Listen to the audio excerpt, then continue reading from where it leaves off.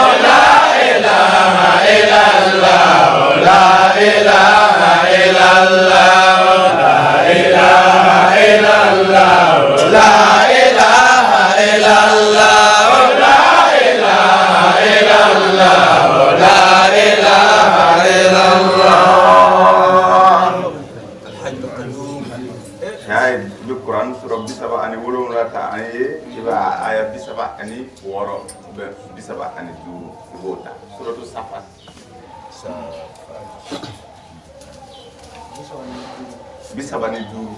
إنهم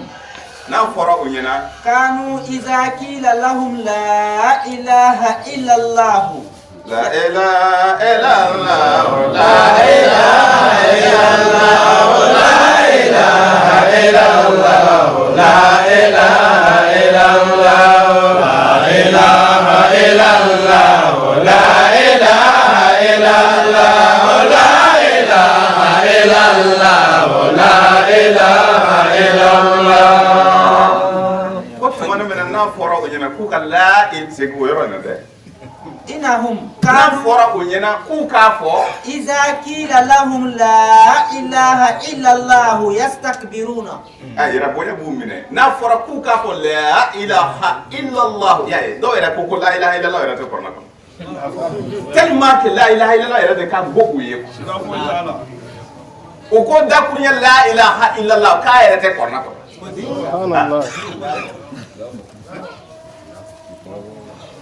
a filɛ nin ye k'a fɔ n'a fɔra o ɲɛna tuma o tuma k'u k'a fɔ maa wɛrɛ fosi tɛ yen fo n'a bɔra ala kelen na la ilaha illallah ko yɛrɛ bonya b'u minɛ fo tɛ se k'a fɔ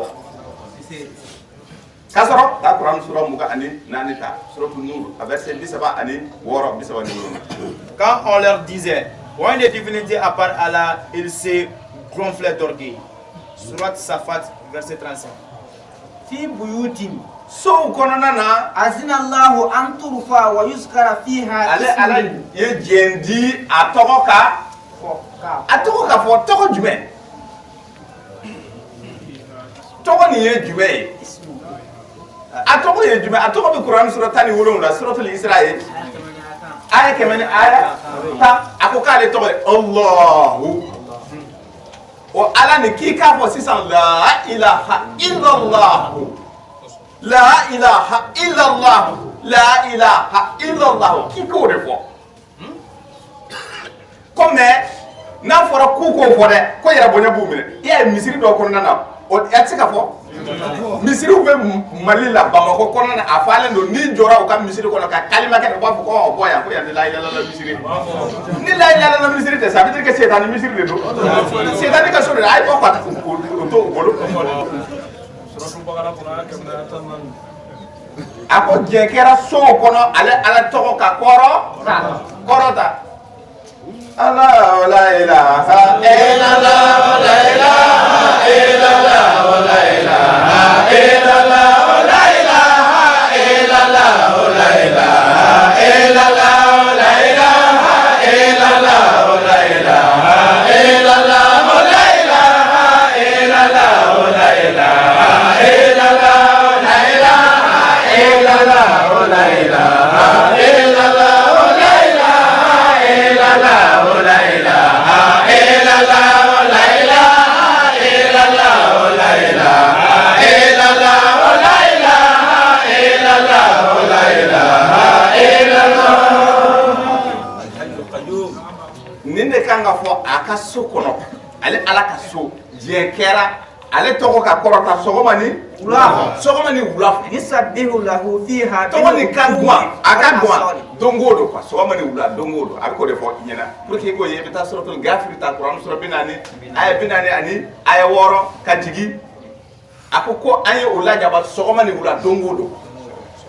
Firawuna ka mɔgɔw ka san tugu ala diɲɛ don o don da bon ala diɲɛ don o don da ko nin tɔgɔ nin yamarulen don a ka fɔ ale ala ka sow kɔnɔ ale ala ka sow bɛ yɔrɔ jumɛn suratul jinni kɔnɔ jinɛw ka sura kuran sura 72 aya 18 ko o ye ale ala ka misi وأن المساجد لله فلا تدعوا مع الله أحدا ale ala de ka tɔgɔ fɔ ye bon a ko jɛn kɛra tɔgɔ nin ka fɔ tɔgɔ nin ye jumɛn Allahu e b'a fɔ cogo di ko la ilaha illallah la ilaha illallah la ilaha illallah y'a ye ko tɛmɛna ye رجال komi o baara kɛbagaw o cɛw a ye musow ye yan wa musow tɛ seli an fɛ baasi tɛ dɛ a fɔra u ye k'u ka seli u ka sow kɔnɔ Kuranɛ sura 30 aya 34 mun bɛ e bɛ mun dɔn ala kɔnɔ i b'a fɔ i furumusow ye o k'a mara u hakili la k'u ka seli ni jɔ n'a ye o ka sow kɔnɔna na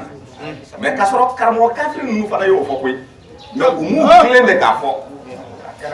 u y'a fɔ ko ni munafikiya ka fɔ cogo ye Keita. ko muso ka seli a ka so kɔnɔ ɲɛ na ko baraji ka bon ni a ka salon kɔnɔna ye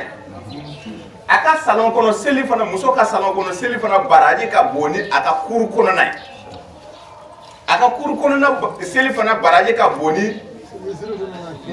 kɛnɛma seli la ye o da wa a baraji ka bon ni misiri seli la ye o m'o fɔ wa yani e ka o kuma ninnu fɔ o a fɔ dɔrɔn muso a ye to so kɔnɔ a ka seli so kɔnɔ et puis fɔ so kɔnɔ ɲɛ parce que e yɛrɛ de ko k'a baraji ka bon ka tɛmɛ salon kɔnɔ k'a sɔrɔ baraji ko kuma yɛrɛ ma f'i ye seli la n'i ma seli bɛ bo kɛ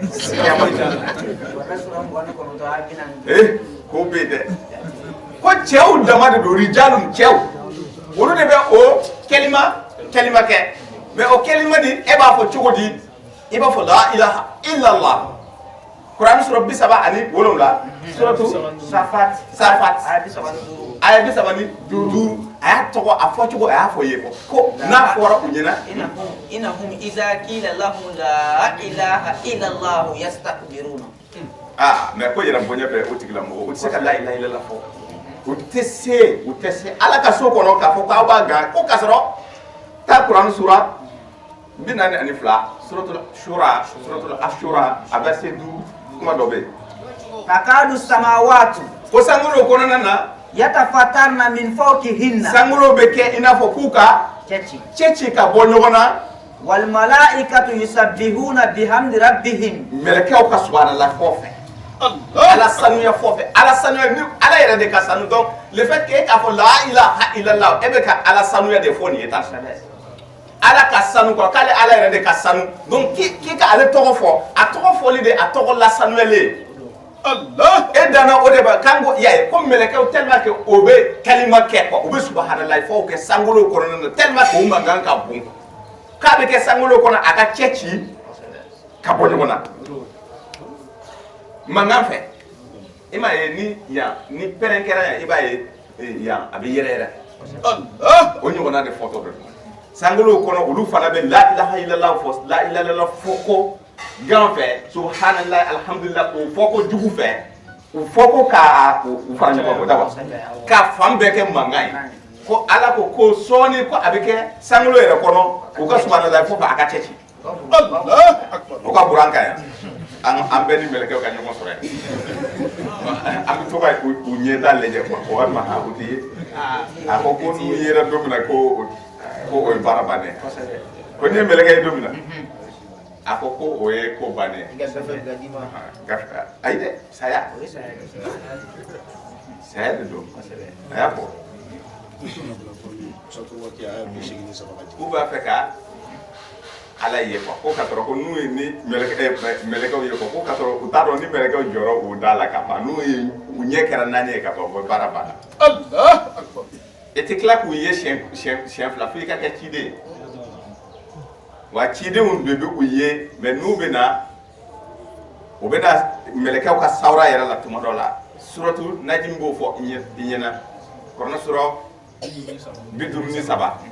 a verset 5 fo ka taa bila 19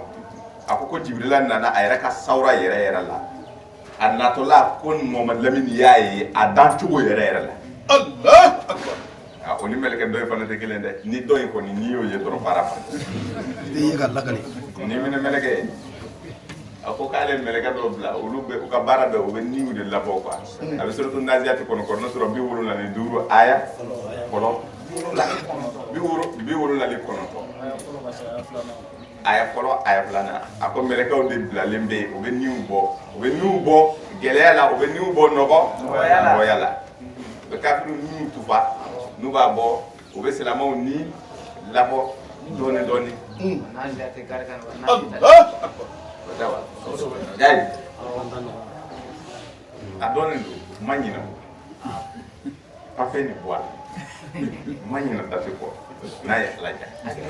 hakili jigi de don nin tun ye donkan ye parce que bi an bɛna ɲininkaliw de labila o tɛ yayi ni korona ni abe adama deun kala foyi te amma ni korana ni te ala ko la ate foyi yere de te ni ala ko fo korona ni ko fe e wuya fo korana ni ko ni ko dina ko ngo kasaro korona ni te e ngalon tige parce que ala ko dina tigi de ala lillahi dinul qadir Quran sura bisabani kono to aya saba suratu zumar bo dina tigi ako Allahu nanzala asanal hadisi kitab mutasabihan masani Quran sura bisaba ani kono to zumar kele ko ay mu gadi saba ko ala e boroga mun jigi o te do were de ka ke kitabu e ko o yelinde ko wa aya o de be ale ka boro kono nana ale ala ka boro kono aya o de ba kono nana abe e boro muna abe ki boro dina ko de la ani kan nyana ma yako mais abo i baro yoro jume bugari de kono wa ala ka aya be bugari kono wa abi yande ale mo bugari jige ama muslim jigi ama tirmizi wu jigi fondi de ka fo ka sebe koro fo ajara mo e fondi de ka fo ama ja iye abe fo parce que ala ka kuma te ala ka ko gafe mun kono o ye ni ye ko o sisa ni ko ngo dina kono ni ma bo ni kono e be fu de kaw te ngaru de tige fazalikumullahu wa rabbukumul haqq famaza ba'da al haqq ceti wala jonde be ala ko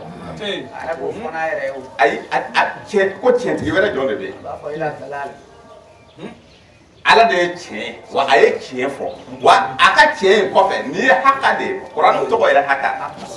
kuranɛ sɔrɔ 69 tɔgɔ haka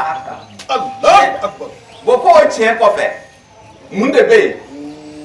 maza badal haq illa dalal ni fili tɛ fili tɛ foyi tɛ ni fili tɛ donc f'an ka nin de fɔ n'an bɛ kuma diinɛ na an ka nin dayɛlɛ an ka a fɔ mɔgɔw ye ni bɛ fɛ k'i ka politique ko kuma fɔ politiciens kitabu dɔw sɛbɛn les marxistes olu bɛ yen léninistes olu bɛ yen ni bɛ fɛ ka Lénine ka taabolo de ta taa Lénine ka kitabu san i ka a kan Allahu akbar o de don o don ni bɛ fɛ ka socialistes ka taabolo de walima capitalistes walima droite mɔgɔ walima gauche mɔgɔ walima républicain walima démocrate taa u ka kitabu ɲini i k'a kalan u ka hakilila b'a kɔnɔna na mais o di ni donna diinɛ kɔnɔ maa t'a banna la Allahu akbar maa tɛ miiri ka fɛn dɔ sɛbɛn ko o ye diinɛ ye walima maa dɔ tɛ yaala yaala ko yala ne ko n ko e ye mun de bɛ diinɛ ko la ale b'a fɔ ko ale ye nin mɛn e y'a mɛn jɔn ma wa k'a fana y'a mɛn karisa de bolo ko karisa de y'a minɛ karisa de ko kira de ko tɛ ayi kira ma ci o naganaga kan ninnu kama kira cira ni wahyu de ye olu yɛrɛ ko tɛ wa ma yantiqu anil hawa in huwa illa wahyun yuha o bɛ ka mun fɔ o ye wahyu ye walke Cai an ka foli bɛ aw ye mɔgɔ o mɔgɔ ni i ye yan sɔrɔ ani minnu ma yan sɔrɔ ni o bɛna an ka laseliw sɔrɔ wagati nataw la ko sahiduw ka kalafaw ko u ma salamun alaikum ala ka kisi bɛ u ye wa aw fana ala ka kisi bɛ aw ye salamun alaikum wa alaikum assalam wa rahmatullahi ta'ala wa barakatuh Syekh Ustaz Usman Bariyama foli bɛ aw bɛɛ lajɛlen ka taa kɛɲɛ ni an ye kalo ta ka bila tile boli nɔfɛ an bɛ bɛn le 3 septembre kalo san 2000 ani san 20 ani san 1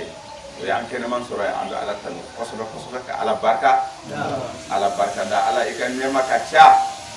ala ka nɛɛma ka ca de k'a tɛ se ka compter ka wa in ta'udu ni'matallahi la tusuha ala ka nɛɛma tɛ se ka compter ka bɔ suratul ibrahima aya 34 aya 34 ni aya 4 a sɛbɛnnen bɛ yen karena suratan wara kan segi diden sura fana na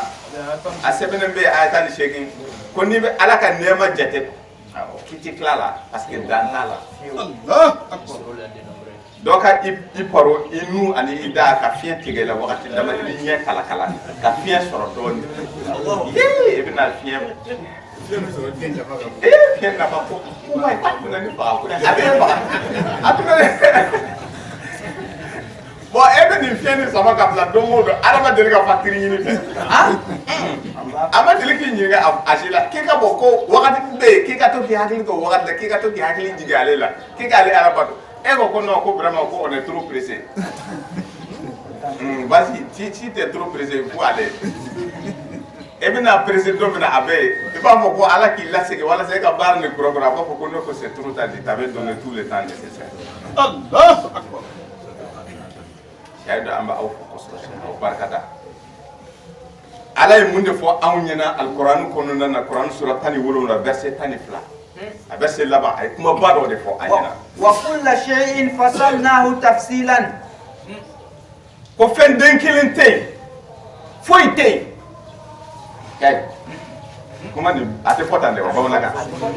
foy den kelen tey wa kullu shay'in foy tey ate de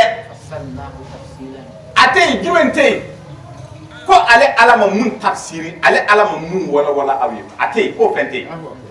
kale fen bela jelende wala awye fente ale alama mun wala alquran ni kona te wala bante. Allah Akbar.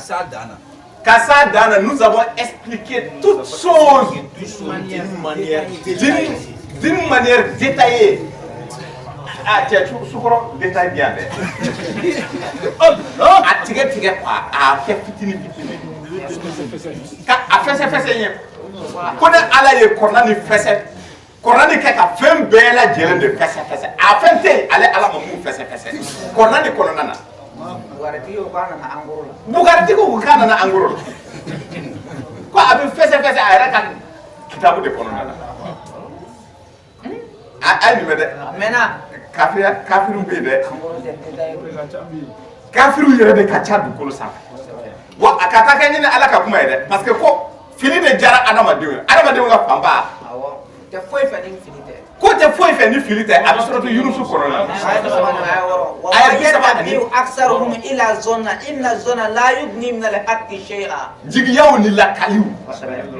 fili ko adamadenw la fanba ko tɛ tiɲɛ fɛ dɛ Tɛ tiɲɛ fɛ.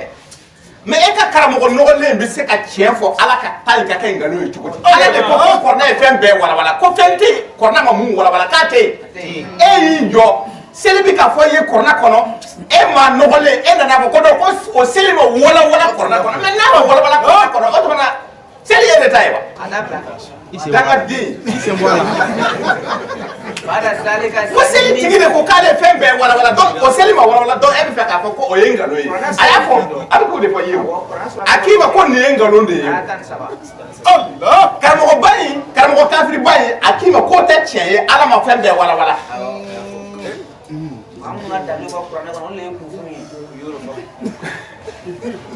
kɔrɔna ka go karamɔgɔ n'u ye dɛ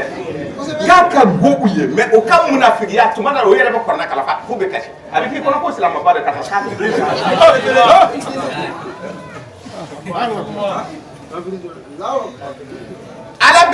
ala bɛ kuma kan ala ka kuma bɛ se ka kɛ nkalon ye wa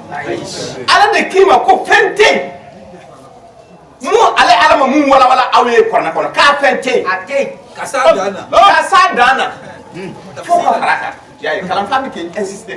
ka s'a dan na o de fana sɛbɛnnen bɛ yen k'a y'a walawala ka s'a dan na fɛn bɛɛ lajɛlen mais karamɔgɔ e bɛ se k'a faamu cogo di karamɔgɔba kan ne karamɔgɔ kafiriba in kan ne y'i sigi ko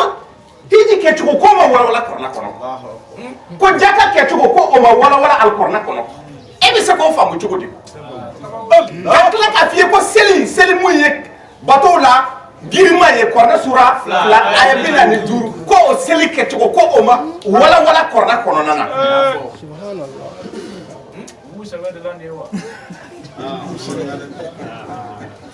n'i y'u ɲininka sun na u b'a fɔ ko non ko o ma walawala kɔrɔna kɔnɔna na mais ala b'a la ka mun de fɔ o la ko ala b'a la k'a fɔ wa kulla shay'in fasalnahu tafsilan Allah. ne Allah ye fɛn bɛɛ lajɛlen a den kelen o kelen n y'a ta k'a walawala fo ka s'a dan na kɔrɔna ni kɔnɔna na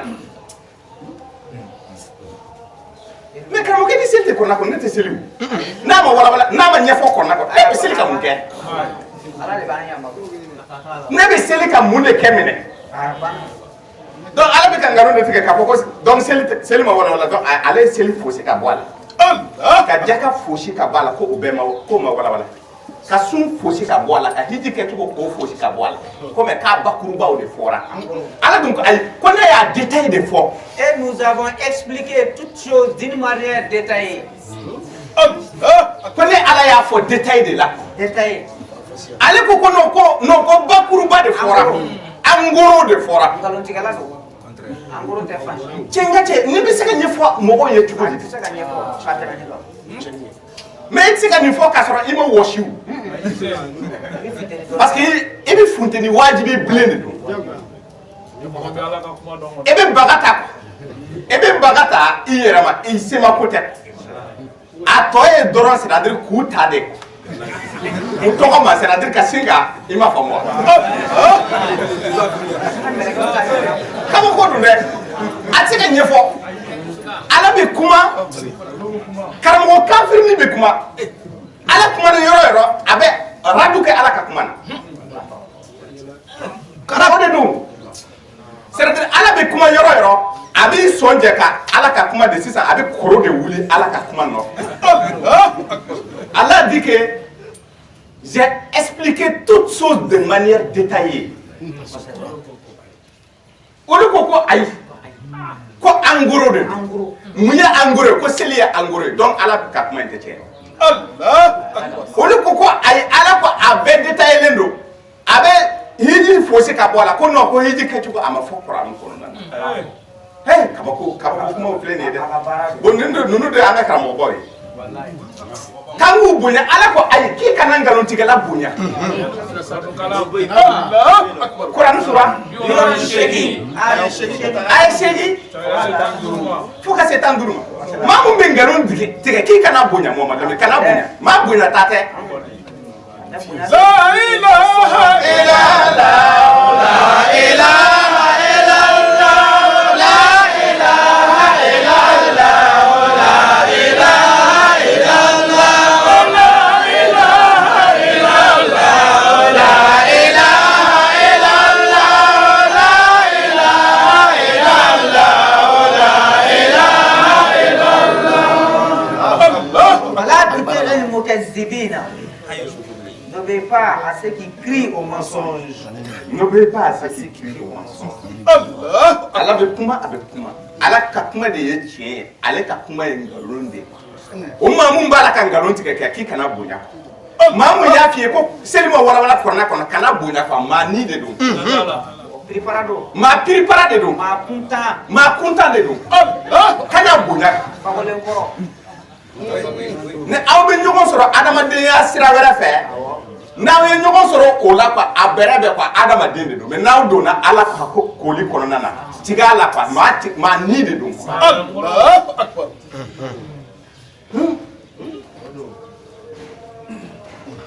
o sa Kuran sura 16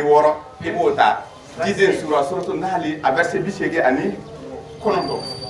ونزلنا عليك الكتاب تبيانا لكل شيء. ونزلنا عليك الكتاب تبيانا لكل شيء. bayan preuve ko ne Allah ye Kuran ni ko a jigi kun i b'a dɔn ko Kuran yɛrɛ jigi kun ko de ka fɛn bɛɛ lajɛlen de faranfasiya aw ye fɛn bɛɛ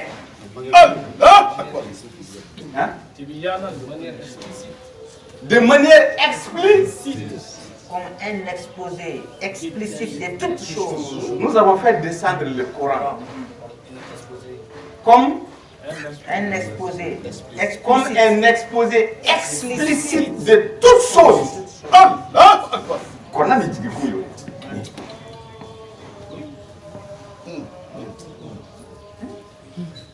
Aka sura kafoko.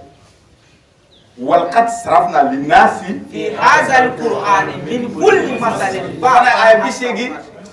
kono to nare do be e be to sigi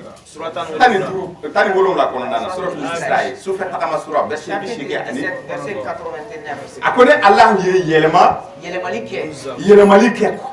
في هذا القرآن korona ni kono de من كل مثل misali façon be misali façon bɛɛ ni Alahu y'a yɛlɛma k'a yɛlɛma a kɔ kan k'a yɛlɛma a ɲɛ kan k'a yɛlɛma a kun kan k'a yɛlɛma k'a jɔ a sen kan a kɛrɛw f'a bɛ gɔlɔ pour que aw ka se ka an bɛ se k'a faamu quoi ale ma misali foyi tɛ yen ale ma mun bila alikɔrɔna kɔnɔ k'a tɛ yen an fɛn bɛɛ lajɛlen misali a y'a bila kɔrɔna kɔnɔna na a bɛ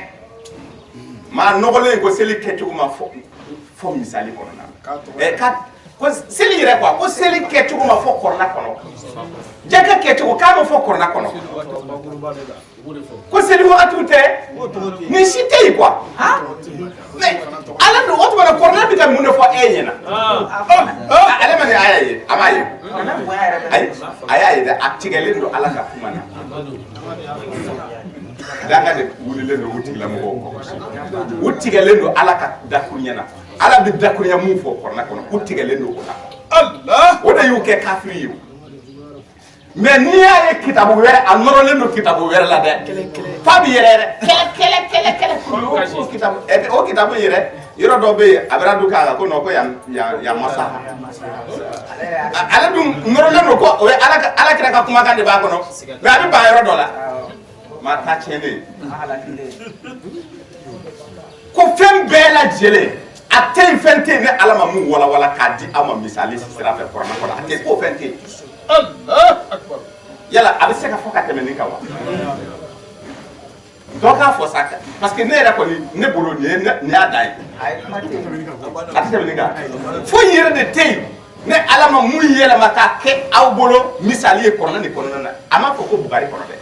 c'est ko yɔrɔ kan walakad sarafna linnasi fi hazal qur'an nin kɔrɔna nin kɔnɔ nin kɔrɔna nin kɔnɔ a m'a fɔ bugari tɛ kɔrɔna ye muslim ka kitabu kɔrɔna tɛ lagadari kɔrɔna tɛ a ko nin kɔrɔna de kɔnɔna na ne Alahu ye fɛn bɛɛ lajɛlen walawala k'a di aw ma misali sira fɛ kɔrɔna de kɔnɔ a bɛ wa ko kɔrɔna nin jigikun ye ka fɛn bɛɛ lajɛlen de walawala fana wa fɛn bɛɛ lajɛlen walawalalen don ka s'a dan na kɔrɔna de kɔnɔna na manière détaillée cɛ adamadenni ja ka gɛlɛn ala la dɛ nin kuma nin ye tiɲɛ ye kosɛbɛ k'a basa unasi la kufura ko dɔnnibaaw ninnu ko olu de ja ka gɛlɛn ala la o kuma in tɛ tiɲɛ ye dɛ ala ko kuranɛ sura 35 aya 28 inama yakhsha Allah min ibadihi al-ulama ko dɔnnibaa yɛrɛ yɛrɛ o de ye ala ɲɛ sira ɲɛ o de bɛ siran ala ɲɛ Allahu akbar olu fana ko k'an ye dɔnni paro de k'an bɛ mun fɔ la ko dɔnni kuma tɛ dɔnni kuma ye jumɛn ye olu ka maabaw nana ni kumakan minnu ye diinɛ sigilen bɛ o yɛrɛ ka diinɛ o yɛrɛ tɛ kelen yɛrɛ kan ɔ ma deli ka kɛ kelen yɛrɛ kan mais c'est à dire i t'a sigilen bɛ mun kan i b'o de kɛ tiɲɛ ye an fana ko bon an t'a sigilen bɛ kɔrɔna ta in de kan wa ale ko k'an ta ye ta ye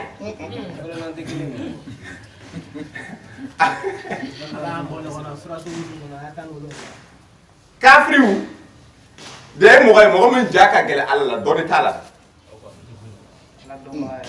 ala dɔnbaga yɛrɛ yɛrɛ ko mɔgɔ minnu ye ala dɔn k'olu de ja ka gɛlɛn ala la ala ko ayi minnu ye ala dɔn olu de ye ala ɲɛ sira ɲɛ jɔn ye olu de ye ala serew ye ko c'est les savants craignent Allah e ma ala dɔn e bɛ se ka siran ala ɲɛ e ma ala ka masaya dɔn ala bɛ ka kuma mun fɔ e yɛrɛ tigɛlen bɛ ala ka kuma na mais kabako ye mun ye cɛ mais kabako ye mun ye an ka jɛ ka fɛn dɔ miiri quoi a ka bon hakili ma i tɛ dɔnnibaa fosi sɔrɔ minnu bɛ wele dɔnnibaaw kan an b'u wele dɔnnibaaw walasa a ka faamu n'o tɛ n'u dɔnni kisɛ kelen tɛ ninnu na maa o maa e bɛ ala ka aya nkalon tigiya dɔnni ko kuma kɔni tɛ yen mais comme yan anw fɛ yan o bɛ olu de kɛ maabaw ye aw delila ka karamɔgɔ jɔn de ye mali la ani mali kɔ kan mun ko kɔrɔna ma dafa est ce que e delila k'a ye karamɔgɔ dɔ ko non ko kɔrɔna ma dafa bɛɛ ko kɔrɔna ɲɔgɔn tɛ yen wa a ɲininkali la kɔrɔna dafalen don a b'a fɔ yee kɔrɔna dafalen don dɛ e ko ne o kuma yɛrɛ fɔ c'est à dire que a kana o kuma sugu yɛrɛ fɔ Allah kɔrɔna ka bon yɛrɛ o yɛrɛ fɔli ma ala ka ni ci dɛ o karamɔgɔ kelenw de bɛ a fɔ e ɲɛna a f'u ye dɔrɔn ko yala seli bɛ kɔrɔna kɔnɔ a b'a fɔ k'a bɛ kɔrɔna kɔnɔ a bɛ kɛ cogo di a b'a fɔ ko non k'o ma wala wala fɛn mun ma wala wala seli ma wala wala donc seli dafara donc kɔrɔna dafara seli dun ma wala wala kɔnɔna kɔrɔna dafara sun kɛcogo ma wala wala a kɔrɔna kɔrɔna dafara hiji kɛcogo a ma wala wala kɔrɔna kɔnɔna kɔrɔna dafara jaka bɛ bɔ cogo min na a ma ɲɛfɔ kɔrɔna kɔnɔ kɔrɔna ka a dafara min e yɛrɛ a bɛ tila k'a fɔ i ɲɛna ko silamɛya jɔsen ko duuru de don kelimatu sahada a yɛrɛ t'o fɛ n'a fɔra k'an ka la ilaha illallah a t'o fɛ a b'a bolo nɔgɔnin kɛ ten ni a ye seliji da siyɛ de a bɛ ji kɛ ka yɔrɔ dɔ la ne ko ayi an k'a fɔ ka caya ala ko kuran sura 43 aya 41 taw da suratul azabi aya 41 يا أيها الذين آمنوا أمرك أولي من الله اذكروا الله ذكرا كثيرا أي على تقولي فوكا أشياء أي فوكا جايا الله أقول نقول نسيلتي تقول كو أشهد أن لا إله إلا الله سيرتك كو وسارة على كو سورة النساء كنا آية كمان بيناني كو تشينو فلا يذكرون الله إلا قليلا كنا فرقو كو أوكا كفوكا جايا كاتب fɛn wɛrɛ fɔ k'a caya de fo n'a fɔra fitini a bɛ fitini dɔrɔn de fɔ a t'a fɔ ka caya e b'a ye o ko non ko ko nin ye dansago ye ko n'a ye ko ye dansago Allah don dɔ la n bɛ ka video dɔ de lajɛ Nigeria u bɛ kalima kɛ f'u bɛ wɔsi u bɛ kalima kɛ f'u bɛ wɔsi silama dɔ ye commentaire kɛ ko e ma ko dansagokɛla ninnu Allah akbar silama kafiri dɔ mun ko ale silama ni a bɛ ka ninnu lagosi ko nin ye dansago de ye ala ko k'i k'a fɔ ka caya hakɛ ma f'i ye k'a caya ala ko munafiki tɛ a fɔ k'a caya dɛ k'a bɛ fitini dɔrɔn de fɔ wala yazkuruna allaha illa qalila n'a fɔra ko k'ala tɔgɔ fɔ dɛ u tɛ a tɔgɔ fɔ ka caya dɛ fo n'a bɔra fitini a ko n'i ye seliji ta i k'a fɔ dɔrɔn أشهد أن لا إله إلا الله كو ويوا كاترو أو كافر كلام كو كو إسحاق الله نيكو لا إله إلا الله كي كسرة mais o kuma de ala dun ko k'i ko fɔ ka caya mais ko n'a fɔra ko k'a fɔ ka caya ko yɛrɛ bonya b'u minɛ ko t'a fɔ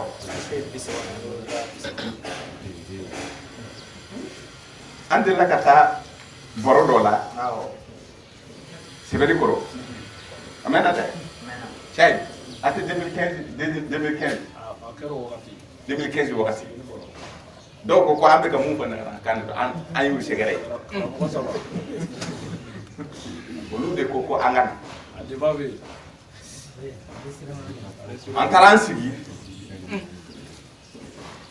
kuma dira ma an bɛ ka kalima kɛ o sigilen don ka kɛ mugu ye kalima nin yɛrɛ de fa b'u déranger Allah o tɛ la fɛ mais k'a sɔrɔ ale dun ko ala an bɛ ka ala mankutu a dalen don ka o da sama quoi o da bɛ nin bɔ awɔ kuma bɛ fɛn minnu nɔfɛ o tɛ ala ni fɛn nka mɔgɔ minnu bɛ yen ni olu ko silamɛya ye jɔsen ye duuru ye o ye la ilaha illallah don a la k'o kɛ fɔlɔ ye ka seli tugu a la ka jaka tugu a la ka sun tugu a la ka sɔrɔ ka hiji fara a kan o tɛ duuru ye o ko nin de ye silamɛya jɔsen duuru ye mais taa karamɔgɔkɛ nin ɲininka karamɔgɔ kafiri nin ɲininka a b'a f'i ye ko nin si ma walawala kɔrɔna kɔnɔ seli ni ma walawala alikɔrɔna kɔnɔ jaka ni a ma walawala kɔrɔna kɔnɔ hiji ni a ma walawala kɔrɔna kɔnɔ jaka bɔ cogo ni ma walawala su kɛ cogo ni ma walawala Allah akbar mais e ka kɔrɔna nin valeur ye jumɛn ye ye sokura jɔ ka taa kana k'a sɔrɔ ni chrétien de ye a fɔ ko kɔrɔna ma dafa la hawla o bɛ kutuba kɛ fan bɛɛ fɛ ko chrétien ninnu kɔni sisan kɔni ni yɛrɛ ma tigɛ fɔ k'an kana sɔn nin ma quoi ko Mali 95 walima 98% ko an kana to an ka diinɛ ka lagosi k'a sɔrɔ ale bɛ tile ka diinɛ lagosi a yɛrɛ ka kitabo a bɛ tile k'o lagosi o kɔrɔna ma seli ma walawala a kɔnɔ jɛka ma walawala a kɔnɔ su ma walawala a ka jɔsen 5 si ma walawala a kɔnɔ jɔsen 1 ni mun ye la ilaha a yɛrɛ t'o fɛ a kɛra baara ye dɛ mais ale t'a ta nin ye mais ni mɔgɔ wɛrɛ ni u bɛ mun wele ko diinɛ wɛrɛ mɔgɔ ala kɛ nin ci ka fɔ ko kɔrɔna ma dafa i bɛ faga ka sɔrɔ ale bɛ tile k'o de fɔ i ɲɛna ala k'an dɛmɛ an ka ɲininkali labila parce que n'an ko an bɛ kuma a tɛ ban mɔgɔ minnu bɛ yen ni u ka ɲininkali man caya an ka maakɔrɔw o yɔrɔ la an bɛ Moktar Kamara bɛ min Moktar Kamara filɛ nin ye mɔgɔ caman b'a dɔn a bɛ an ka sahadu gɛlɛn de don ale bɛ Bagineda a Kayira sababu sɔrɔli olu bɛɛ b'a la ani an ka kalanfa Dunbiya nin ye Kayira ka mɔgɔ suruma mɔgɔ yɛrɛ de ye Umar Mariko ka cɛ gɛlɛn de ye nin ye ninnu bɛɛ de ye sira nɔgɔya an ye mun kɔsɔn an ka radio so nin sɔrɔ ka dɔ fɔ Allahu akbar o t'a n'an sigira u ka radio so la cɛ yɛrɛ ye révolutionnaire ye cogo min na an fana bɛ taa mais an ta ye diinɛ sira ye an fana ye révolutionnaire dan de ye an de ko heyi kɔnɔna nin de y'a da ye Bugari tɛ cɛ ye kana a salen ɲina a si yɛrɛ de tɛ cɛ Bugari tɛ cɛ ye muslim tɛ cɛ ye nin si tɛ diinɛ kitabu de filɛ nin ye diinɛ tigi de fɔ an ma fɔ dɛ lestum ala shay'in hatta tuqimu tawrata wal injila wa ma unzila ilaykum min rabbikum Quran surah 2 ayat 2 ka ko kɔrɔ yɛrɛ de la fu ya ahlal kitabi amunu ka bɛ diinɛ la kul ya ahlal kitabi Muhammad a fɔ kitabu tigiw ye parce que ko Muhammad Lamine e fana tun ma jigiya k'a fɛ k'e tun bɛ kɛ kitabu tigi ye Quran surah wa ma kunta tarju an yulka ilayka alkitaba Muhammad e tun ma jigiya k'a fɔ ko Quran tun bɛ jigi e Muhammad kan Quran surah 28 suratul Qasas a verset 80 ani verset 6 Muhammad e ma deli ka jigiya k'a fɔ ko e tun bɛ kɛ kitabu tigi ye kitabu jiginna e ka ni ne ala ka ne nema ye a fana kɛra kitabu tigi ye maintenant sisan a bɛ sɔrɔ k'a jaamu a ko Muhammad Lamine a fɔ qul ya ahlal kitabi lestum ala shay'in hatta tuqimu tawrata wal injila wa ma unzila ilaykum min rabbikum sallallahu alaihi wasallam أنزل عليك الكتاب بالحق مصدقا لما بين يديه وأنزل التوراة والإنجيل سورة 7 آية 7 كتاب 7 كاو كتاب 7 كلين جينا إيكا محمد نتشيه دو ويرا تون جينا كاكورا وي تورata ni linjila ye bon Muhammad afo kitabu tikuye sisa jamu awbe kaw si tɛ pɔri yɛrɛ la koyi hatta fo tawrata tigi ka tawrata kiri jɔ a bɛ tawrata de fɔ a b'o de wa linjila tigi ka linjila ka kumakan jɔ o kɔrɔ a b'a fɔ a b'a kɔrɔnɛ tigi ka kɔnɔ kuma fɔ k'a jɔ k'a waleya ko ni i ye dɔ wɛrɛ minɛ ni mun tɛ nin ye esprit tɛ foyi la bon an bɛ nin de fɔ radio so in na hɛrɛ bɛ si hɛrɛ bɛ tile sura ni aya de b'an bolo an ka kuma tɛ o an ye laselikɛlaw de ye an bɛ k'a labɔ de a sɛbɛnnen bɛ an b'a labɔ de ka sura fɔ i ye ka aya nin fɔ i ye n'a bɛnn'i ma a fɔra a banna n'a ma bɛn i ma i tɛ se ka fɔ donc o Moktar a ka cɛkɔrɔba de bɔra kalanna ka na a ka cɛkɔrɔba de filɛ nin ye a sigilen filɛ nin ye a nana bɔ an ye alhamdulilayi rabbil alamin farifoni de don ninnu bɛɛ ye sayidu buluwaadu de u bɛna kɛ sayidu kɔrɔbaw ye u bɛ mɛn ko in kɔnɔna na u yɛrɛ u bɛ kɛ Nikodɛmu Yohana ka gafe chapitre 3 aya fɔlɔ ka jigin Allah akbar. a ko cɛkɔrɔbaw dɔw bɛ to ka muruti taa sira kolon ninnu na Nikodɛmu nin ye cɛkɔrɔba de ye cɛkɔrɔba minnu tun bɛ jɛkulu dɔ kunna i n'a fɔ jɛkulu ka ca muminiya diinɛ kɔnɔ cogo min na i n'a fɔ an t'u tɔgɔ fɔ u ka ca nka n'i taara nasaraw fɛ yahudiw fɛ u bɛ wele ko dɔw bɛ wele farizɛnkaw ani sikiribu taabolow de don minnu b'a la ka o b'a fɔ k'o bɛ Musa ka taasira de lafasa k'a sɔrɔ Musa ka taasira o y'a bila o y'a den kɛrɛfɛ i n'a fɔ minnu ko k'u bɛ ka Muhamadu ka taasira lafasa bi mais o ye Muhamadu ka taasira bila kɛrɛfɛ wa qala rasul kira yɛrɛ de ko ten ya rabbi inna qawmi ittakazu hadha alquran mahjuran suratul furqan kɔrɔlen sura 25 verset 30 kira yɛrɛ de filɛ k'a fɔ n tigi ala manto minnu bɛ ne Muhamadu kɔ o ye kɔrɔna den kɛrɛfɛ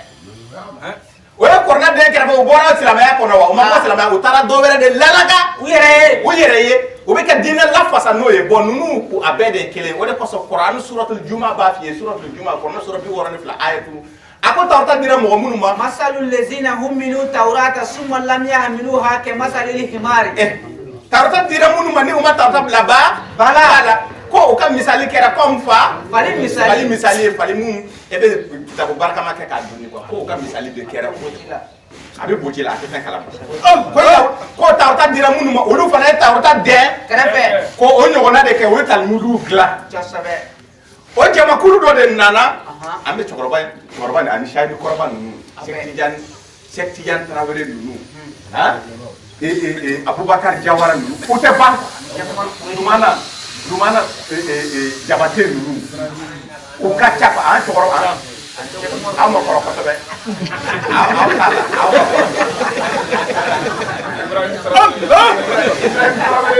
la Ibrahim ninnu Traoré ninnu cɛ gɛlɛnw olu y'u fosi ka bɔ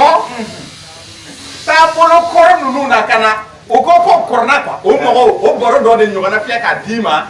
Yohana ka gafe kɔnɔ Linjila kɔnɔna na chapitre 3 verset fɔlɔ ka jigin o cɛ nin tɔgɔ Nikodɛmu a tun bɛ jɛkulu mun cɛ ma olu ye farizɛnkaw ye olu Nabila Isa nana ni Ala ka kumakan ye u funtenina quoi Nabila Isa nana ni a bɛ ka tawrata de tiɲɛ Kuran sura 61 aya 6 ko Nabila Isa nana ka tawrata tiɲɛ tigɛ donc o ye tawrata bilali mun kɛ a bɛ ka na segin tawrata kɔnɔ kumakan o y'o bagata quoi k'a sɔrɔ u tun ko olu de y'a ye mais o ye tawrata den kɛrɛfɛ donc o ni Nabila Isa kɛlɛla o jamakulu de tɔgɔ ye farizɛnkaw ani sikiribu olu de tun bɛ Nabi Isa kɛlɛ o tora o kɛlɛ de la cɛkɔrɔba dɔ de fosira ka bɔ o jamakulu la sufɛ ka taa Nabi Isa k'i den ka taa Nabi Isa fɛ sufɛ a ko Nabi Isa ko nana i ma dɛ ko k'a ka di parce que a ko tun man d'a ye a ko n nana tiɲɛ d'i ma a ko ko tiɲɛ ko awɔ ko e Nabila Isa b'a la ka ko minnu kɛ nin tɛ suya ko ye dɛ nin tɛ sobaga tɛ se ka nin kɛ Ala ka dɔgɔtɔrɔ yɛrɛ de bɛ se ka nin kɛ n'o tɛ i tɛ se ko n sɔnna i ye tiɲɛ yɛrɛ la n sɔnna i ye a ko ne bɛ se ka kisi cogo di a ko ko sisan baara wulila dɛ Nabi Isa ko baara wulila dɛ f'i ka wolo kura ye je te le dis, si un homme n'est né de nouveau, il ne peut voir le royaume de Dieu. f'i ka wolo siɲɛ filanan de cɛkɔrɔba ye Nabi Isa lajɛ a ko Nikodème lui dit, Nikodɛmu y'i kanto a ma comment un homme peut-il naître quand il est vieux? ne kɔrɔlen bɛ se ka tila ka wolo cogo di ne yɛrɛ si bɛ ne si bɛ jɛra ne bɛ wolo cogo di Peut-il rentrer dans le sein de sa mère de naître? ne bɛ se ka don n ba dɛbɛ kɔnɔ ka tila ka bɔ tuguni Jésus lui répondit, Nabi Isa y'a lajɛ a yɛlɛla a ko ne ko n fa ko tɛ en vérité, ko n bɛ tiɲɛ yɛrɛ de f'i ye je te le dis, n b'a f'i ye si un homme n'est né d'eau et d'esprit, il ne peut entrer ne dans kan le tɛ royaume de Dieu. farisogo wolo ma k'a fɔ e ka don i ba dɛbɛ kɔnɔ i ka tila ka bɔ k'o ko tɛ quoi ko mais ni de ko don il faut formater sa mémoire ton cerveau la format le cerveau la hadisa kolon kuma kolon mun be i ngolo la abe boy sisan tugun ko mina ala ta yɛrɛ fiye walima sigi ka tawta minɛ tawta ye tiɲɛ ye i bi mana kan ni bila Bugari Allah ka ka toy. Bugari ka ya o toy muslim ya o toy o boy ngolo o de wolo siya filana ye ala kelen Qur'anul Karim ala ko di sisan a bɛ kɔrɔna sura jumɛn a bɛ aya jumɛn ala ko di sisan a bɛ linjira sura jumɛn a bɛ aya jumɛn ala ko di sisan a bɛ taa yɔrɔ jumɛn a bɛ aya jumɛn sura jumɛn aya aha ko de ye wolo kura ye quoi Allah akbar.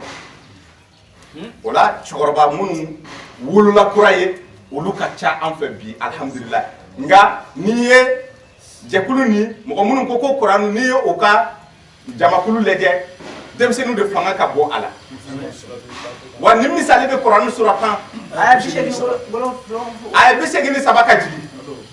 a ko ala ka kuma nana to o fana misali dɔ ye y'a ye ko tuma min na kira musa nana ni ala ka kumakan ye ko jeunes de wulila ka girin ka tugu a kɔ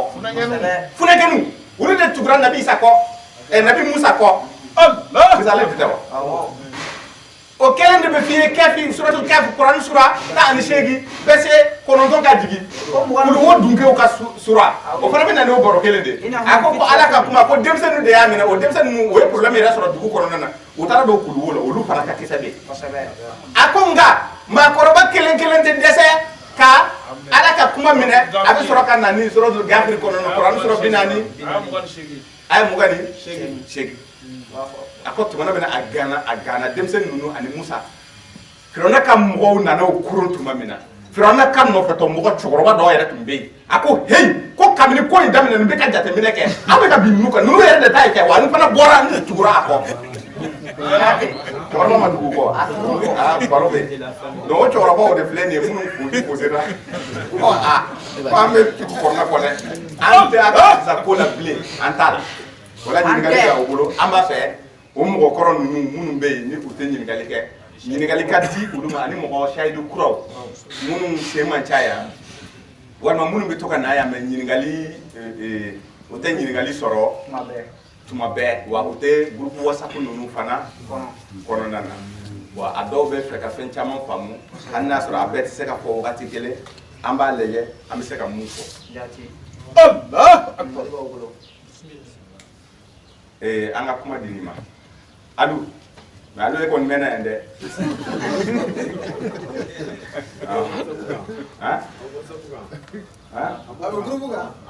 ayi a yɛrɛ mɛnna sariya la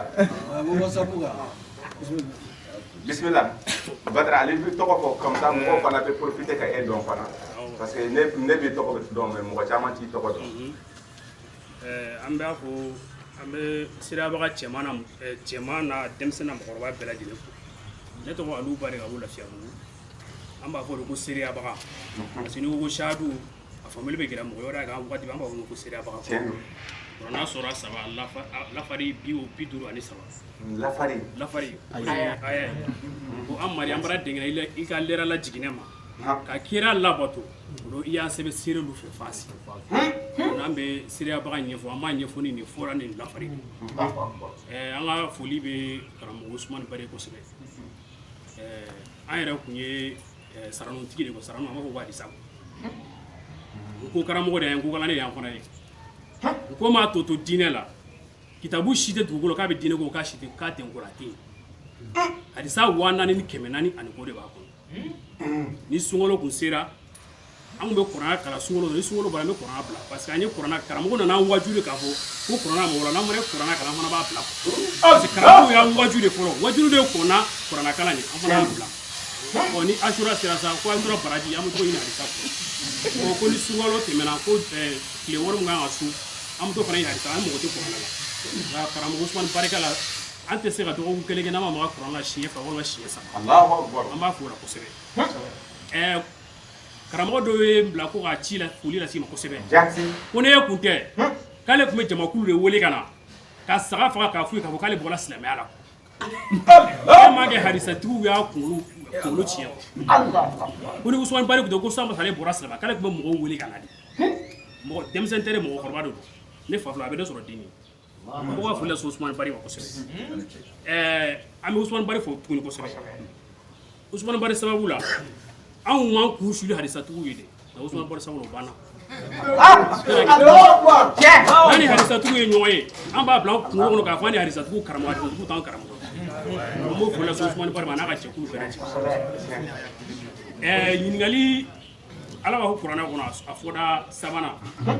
a lafari 7nan ne surati Imran a lafari aya 7nan k'ale ka aya dɔ bɛ k'olu walawalalen don ko dɔw bɛ k'olu walawalalen tɛ ko nka ko minnu walawalalen don k'olu ko lera sigilen b'olu de kan ko diinɛ yɛrɛ sigilen b'olu de kan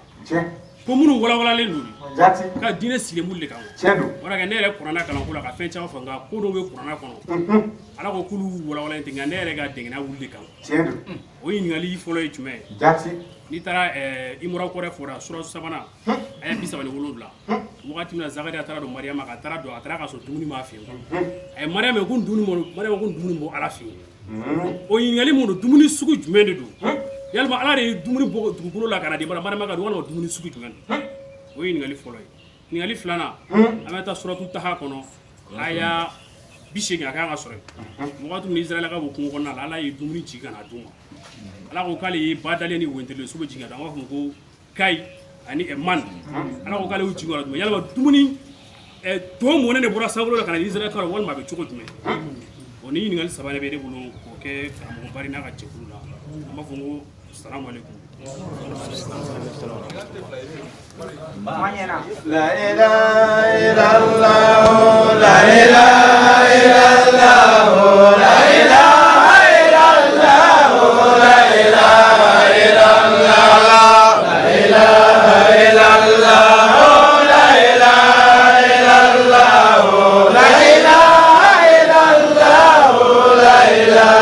illallah la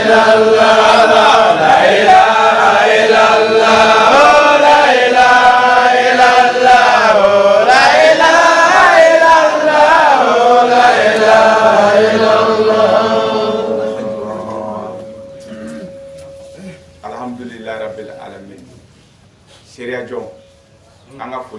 Seria jɔn de tɛ a y'a fɔ tan tiɲɛ don seria baw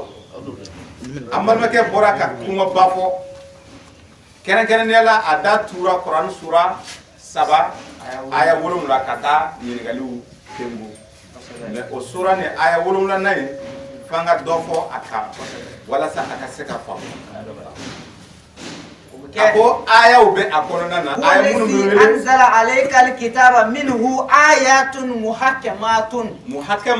olu ye aya jɛlenw ye ko kɔrɔna yɛrɛ sigilen bɛ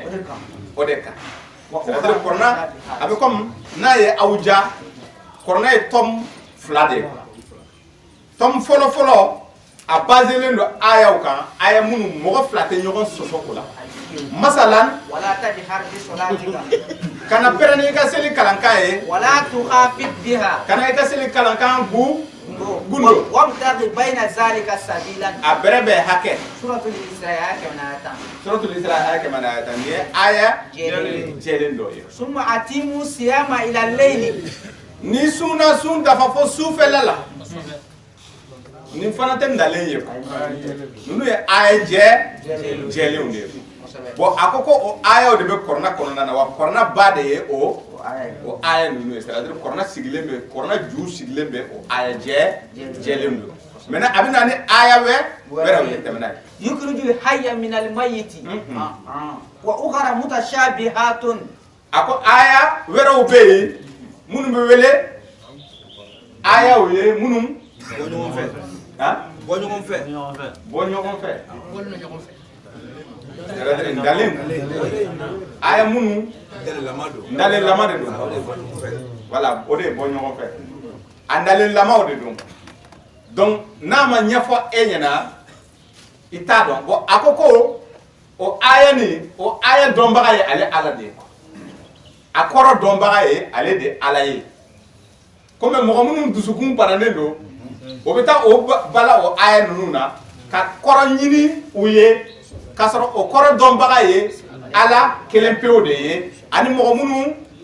laminilen don dɔnni kɔnɔna na donc o la Kuran sura 42 suratul Ashura a verset suratul asura de do aya bina nisa otaba suratul asura wa tilkal amsalu nadribuha linnas wa ma yaqiluha illa al-alimun an kabutu de Quran sura wani ko aya bina ni saba akoko ale ala bendale goshi ni chogo yala ndalew aba goshi ni chogo yala kata mau kanuma abe ndalew goshi kata mau kanuna comme ndale nunu dombagaw ndale nunu famu bagaw oluye doni bagaw joye kitabun anzalnahu ilayka mubarakun liyadabbaru ayatihi waliyatazakkara ulul albab. Ako kitabu de ne Allah ye kitabu mun baraka ka jigi ye kitabu de ne Allah ya baraka ka jigi ako nya baraka ka jigi ka ayo de bla akono nana aya nunu adabora de wala sa afata tashina Allah mo mun hakili ka bon olu ka hakili jaga bokena ya ka boke donc mo mun be tashi aya ola olu de doni bawo donc si ça ndale mun be aya ndale lama o de Qur'an fan flana yi deuxième tome, deuxième partie du Coran. Mais au lieu d'aller. Maintenant, d'aller dans le Coran Surah Bisaba ayatan ni konoto. Aye mun defo. Yukrijul hayya min al-mayyit wa yukrijul mayyita min al-hayy. Ale alabe ñanama bo suula. Ale be ñanama bo suula. Abe su fana bo ñanama na. Niti seka famu Abdullah ka mogo salen kaburu kono ay dengula ayayi ha Abdullah ka ta kaburu kono ka nyanama bo suda wa ha mais otomana wo ola nyanama mi bo suda subi bo nyanama na jumende Allahu akbar ndalen kuma de do bo on ndalen kuma ni kana koro miri ka soro aye ko akoro dombaga e ala kelembe de mais ama andalen fo iye kandalen koro fo bali black Allah on dalen ko fa ndalen foli o fana be korona kono ajabi ndalen ni jabi be korona kelen kono nana Allah mina fika ke mo tashi kele wala sa eka aye ko donc ola suye joye e be ta korona sura tani worota aya muga ni kele Allah akbar muga ni kele muga ni kele suratul nahl Quran suratani wo wallazina yad'una min dunillahi o be ka fe munum bato ala kofe la yakhluquna shay'an wa hum yukhluqun ko o fe nunu dana wa ma danike amwatun usalim ayru ahya'in ni yirini ma yere danko yirini dana maintenant mogo do kata yirini tige ka laisser ka ke bolier ka to ka aka haju fo ko o yirini salendo yirini dana de wa yirini ma yere dan yirini ma dani were fana ke abato ba fana ale fana ma dani ke ayere dana de mais ko dala ka fo ko aya muga de kele ka be salendo wa o ta do wuli o be kunu tuma mina donc e yirini tige ka ke yiri kuru e ka bato o ko ni ko te maintenant ja sur akambe e ma ko ata kunu tuma donc ja abise ka kunu donc ata kunu tuma donc ja boli bato la mo be fere bato o lo de be wele suko mais o be se ka kunu o de ko sa abeta Quran sura wora aya keme ani aya muga ni fla akoko ne Allah ye mo mun kunu ka bo su chela ka lumière dama abe tagamani to chela ko yala kelen de do ja ma be se ka kunu ja ya ka fle ka kunu kaburu mu be kaburu kono ka kunu o ko te kwa shu mu mun ta ala ko do ulu do ko shu ko donc boli bato la e ba misali do ta ka Quran sura wora aya bi woro la ni nani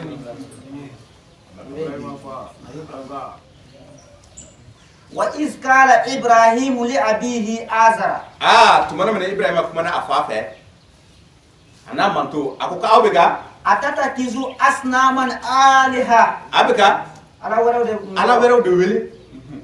fen sale azara nabi ibrahima fa su tun de don ala dɔnbali de don ale a bɛ ka boli de kɛ a ka ala ye donc boli salen don a yɛrɛ salen don a t'a dɔn a bɛ kunu tuma min donc sisan ɲɛnama ye jɔn ye e bɛ taa kuranɛ sura 8 verset 24 aw minnu k'aw limaniyara ala n'a ka kira y'a wele ka na fɛn ma mun bɛ ɲɛnamaya ɲɛnamaya ko na fɛn ma mun bɛ ɲɛnamaya d'i ma na ala ka kumakan ma ala ka kumakan bɛ ɲɛnamaya d'i ma o tuma i salen don wa non na ni tɛ ala ni ye ala dɔn o de bɛ wele ɲɛnama ni i tɛ ala dɔn o de bɛ wele su quoi. Allahu akbar. maintenant a bɛ k'o de fɔ i ɲɛna ko su bɛ bɔ ɲɛnama na ɲɛnama fana bɛ bɔ su la o la an tɛ taa yɔrɔ jan Ibrahima kɛra jɔn ye ɲɛnama a kɛra ala dɔnbaga ye mais a bɔra jɔn de la a bɔra su de la ɲɛnama ye jɔn ye tuguni n'u ko fɔ suratul Hud kɔnɔ kuranɛ sura 11 verset 45 ka jigin ko n'u ye ɲɛnama de kira Nuhu a ye ala dɔn mais a denkɛ tuma min na halakili bɛ na kɛ a denkɛ banna ka don bato kɔnɔna na a ko n den a ye den in deli k'a nɛgɛ nɛgɛ k'a ka don bato kɔnɔ a ko k'a tɛ don bato kɔnɔ k'a bɛ taa yɛlɛ kulu nin sanfɛ ko ji tɛna se ka ala halaki tuma min na sama-samali kɛra ɲɔgɔn sama-samali kɛra a n'a denkɛ cɛ ala kumana fɛ a ko nin to nin ji dɔ ye nin ye su de ye a tɛ ala dɔn quoi donc su filɛ ka bɔ ɲɛnama na donc o dalenw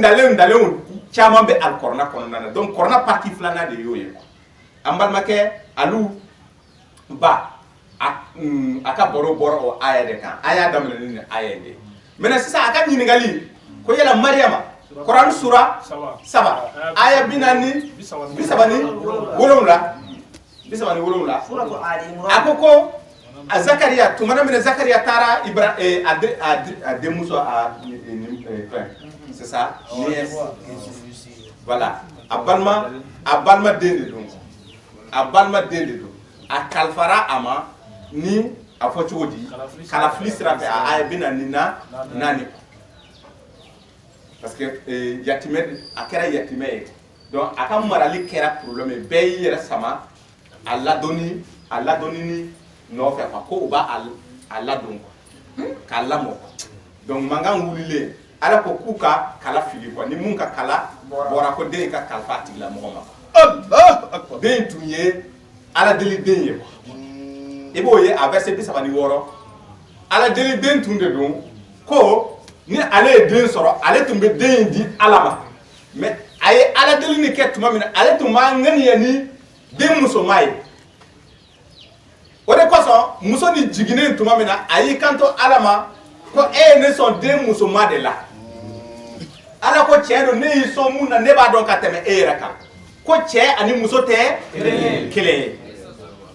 a ko den tɔgɔ dɔ ma Mariama donc a tɔgɔ dalen Mariama bɛɛ y'i yɛrɛ sama Mariama nɔfɛ ka sɔrɔ o don tile ma fo ka taa fɔ bi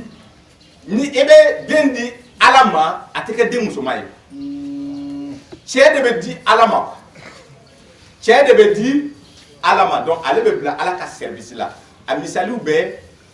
Samuel kɔnɔna na a misaliw bɛ Zizi kɔnɔna na ni ye Zizi chapitre lajɛ e bɛ taa chapitre 13 verset 5 n'i y'o lajɛ e bɛ taa Samson ka kibaruya sɔrɔ Samson ala deli den de don a kalifara ala ma ala ko k'a kana a kun di depuis a wolola don min na a kana a kun di den yɛrɛ ni kun ti di Samuel 1 Samuel a chapitre 1 verset 11 o de tɛ wa verset 11 ka jigin Samuel fana ye ala deli den de a dira a kalifara ala ma donc o ɲɔgɔnna dɔ tun bɛna kɛ mais ale tun y'a ŋɛni a ka kɛ cɛman ye mais a kɛra musoman ye tuma min o kɛra ɲɔgɔn sama kɛra den in taara ka di kalafili senfɛ Zakaria ye kala ni a ka kala de bɔra donc den in dira a ma den in dilen a ma a taara bon dɔ jɔ k'a bɛ a tɛ layidu tiɲɛ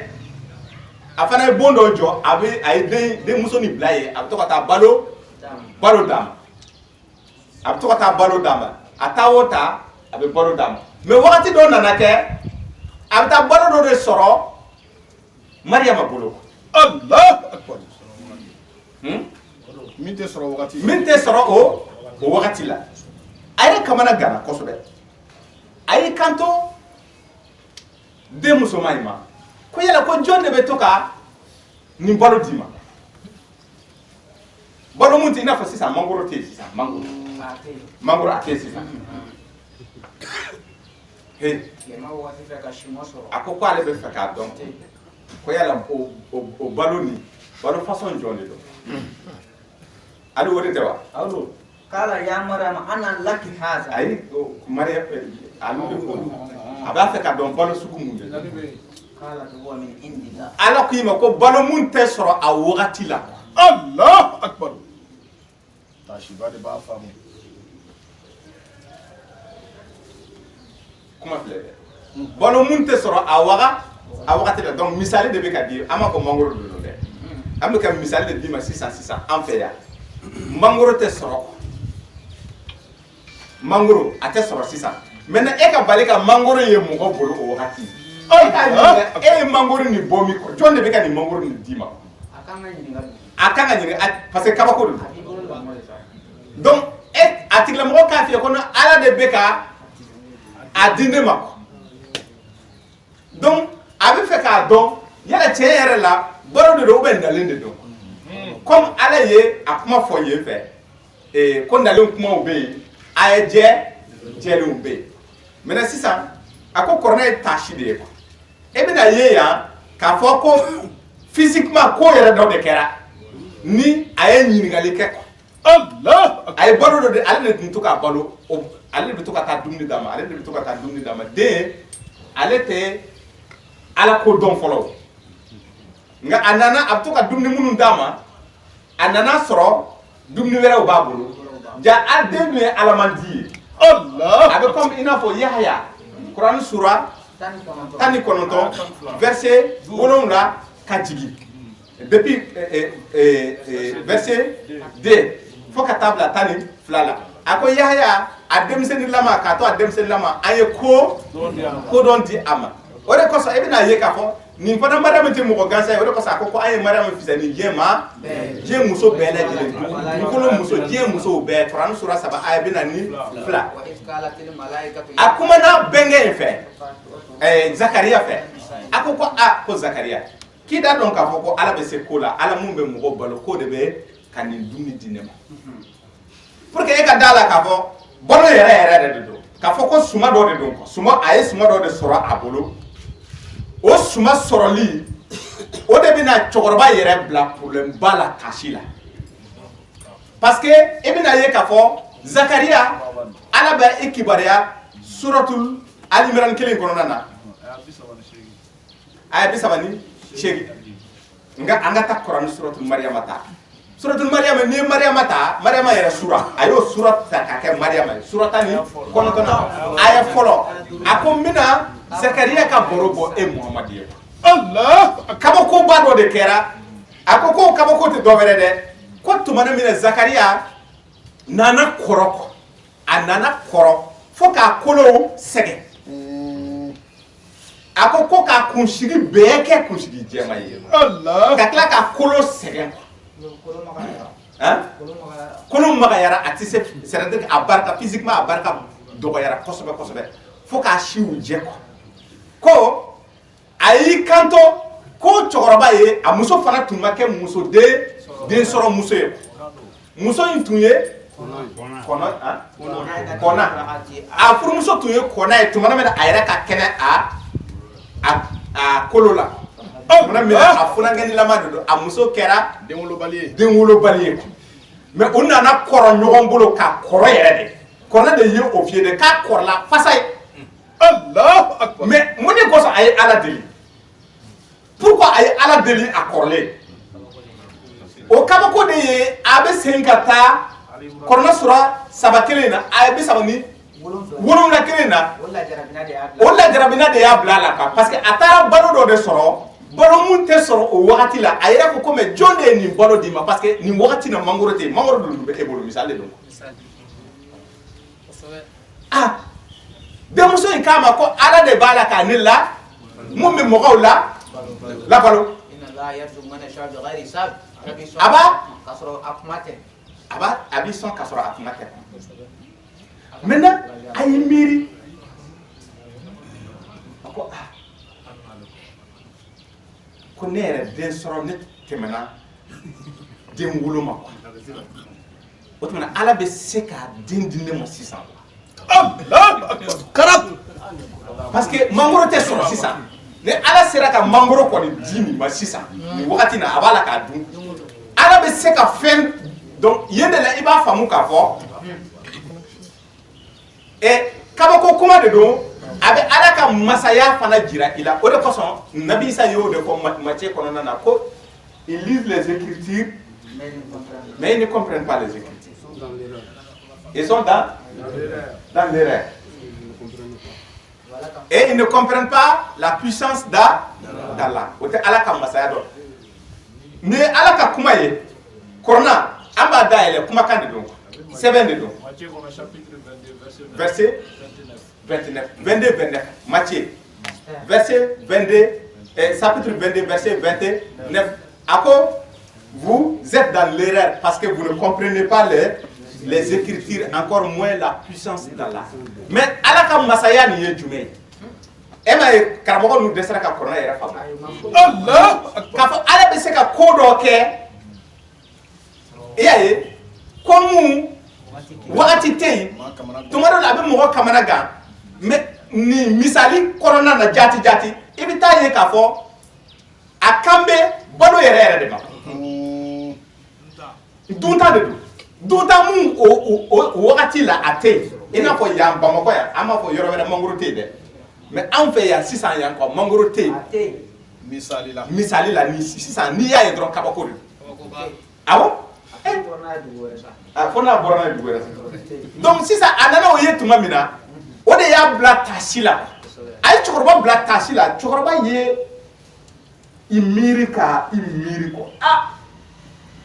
ala bɛ se ko la dɛ donc o kɔrɔ ala bɛ se ka den di ne fana ma wa k'a sɔrɔ n si tɛmɛna den sɔrɔ la ni muso fana ye muso den wolobali de donc a sɔrɔla ka taa a ka bon kɔnɔna na a taara bon kɔnɔna na kabako filɛ dɛ a yɛrɛ bɛna ala wele suratu Mariyama a verset fɔlɔ ka jigin ko a y'i kanto ala ma a ko ne tigi ala a ko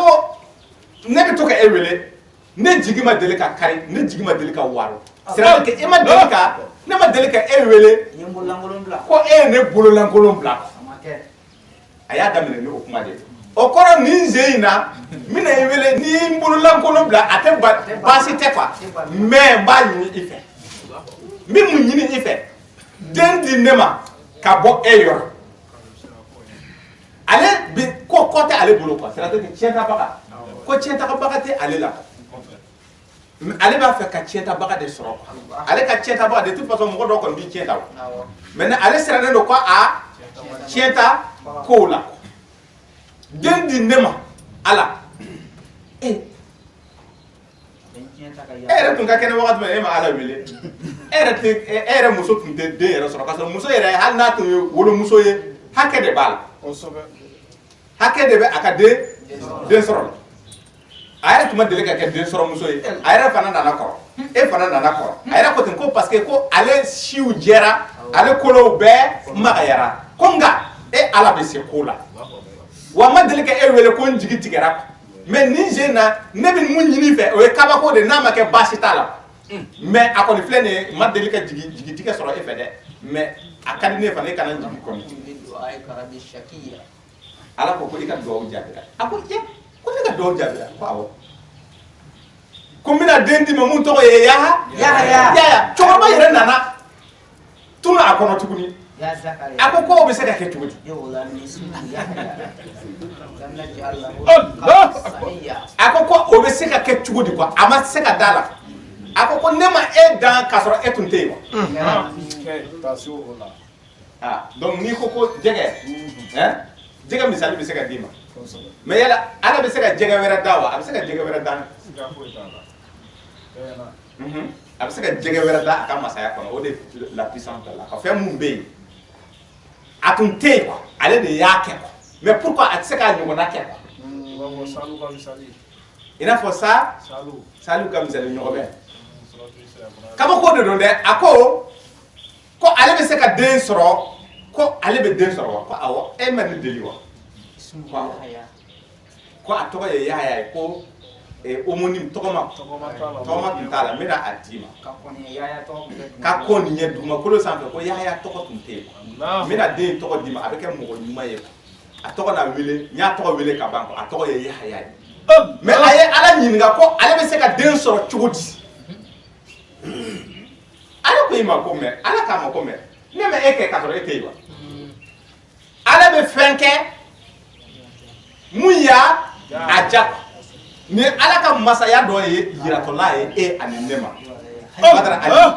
dumuni nin ye dumuni yɛrɛ yɛrɛ de ye dumuni nin ye dumuni sɔrɔntan de don o wagati kɔnɔna na o de ye cɛkɔrɔba yɛrɛ bila nin baara in na a ye ala wele ala ko n sɔnna n bɛ den d'i ma mais o n'a ta o ta a yɛrɛ kabakoyara a ma k'o bɛ se ka kɛ cogo di ala ko ne ma kɛ e ye k'a sɔrɔ e tun tɛ yen wa ko ka nɔgɔ ne yɛrɛ ma kosɛbɛ a ko n bɛna i muso kɛnɛya i kɔrɔlen kɔrɔ kɔ a bɛna den sɔrɔ a bɛ kɛnɛya a bɛ den sɔrɔ ne ye nin kɛ i ye ka n ka masaya jira i la ni e ye ɲininkali mun kɛ musomanin in na denmuso in na dumuni ko in na n b'a yiri la n bɛ se ka fɛn bila a nɔ na fɛn mun tɛ yen donc a misali n'i y'a lajɛ a bɛ dumuni yɛrɛ yɛrɛ de ko fɔ a bɛ na a ye ɲininkali kɛ k'a kana jigi tigɛ ala la a ye ala wele a ye ala wele Sayidu ko a ye ala wele a kana jigi tigɛ ala la cɛkɔrɔba nin ma i jigi tigɛ ala la mais a yɛrɛ tun sigara mais ala y'a ka masaya bange a ye a ye den sɔrɔ tuma min na den sɔrɔ tuma tɛmɛna pewu a yɛrɛ baro ni yɛrɛ duwawu yɛrɛ daminɛ a y'o de fɔ ala ye mais tuma min na ala k'a ma ko ne ma e kɛ e ye k'a sɔrɔ e tun tɛ yen wa ko nin bɛɛ ka nɔgɔn ne ma cɛkɔrɔba tora hali sisan a ko ala ko taamasiyɛn dɔ yira n na dɛ parce que k'a bɛ kɛ ni hali sisan a siga b'a la ko d'accord n b'i kɛ bobo ye k'a sɔrɔ foyi t'i la i tɛ se ka kuma n b'i da minɛ ko i tɛ se ka kuma mɔgɔ kɔrɔ ne saba ani fu saba donc tuma min na a dɛsɛra ka kuma de a y'a dɔn k'a fɔ ko nin kɛra sɛbɛ ye o bɔrɔ kelen de dɔw yɛrɛ bɛ ɲininkali kɛ aw ko seli ka bange bobo don e ka lakalakatɔ ye ka ɲininkali le tiɲɛ de don dɔw delila ka nin ɲininkali kɛ o ko yala ko bobo bɛ seli cogo di a dun fɔra ko seli la kana pɛrɛn ni seli kalankan ye kana gundo ala kama tuma min a y'a nɛ minɛ a dɛsɛra ka kuma k'a ka kuma a ka mɔgɔw fɛ ni taamasiyɛn ye Allahu akbar a tun bɛ to ka kuma mɔgɔw fɛ ni taamasiyɛn a ko u ka yamaruya o wagati a bɔra alimami la alimami tɛ kɛ bobo tɛ kɛ alimami ye a ko k'u ka ale bɔ mais k'ale bɛ a ka seli kɛ k'u ka tɛmɛ ni u ka seli ye a kumana u fɛ ni taamasiyɛn ye bobo tɛ kɛ alimami mais bobo bɛ seli mais a bɛ kuma ala fɛ ni taamasiyɛn ye bisimilayi Allah Rahmani masa hinɛ a bɛ fɔ cogo di u bɛ Rahmani fɔ u bɛ Rahim fɔ u bɛ Maliki fɔ t'aw ɲininka u bɛ to ka journal kɛ u ka journal u bɛ kuma quoi donc i fana bɛ seli o cogoya la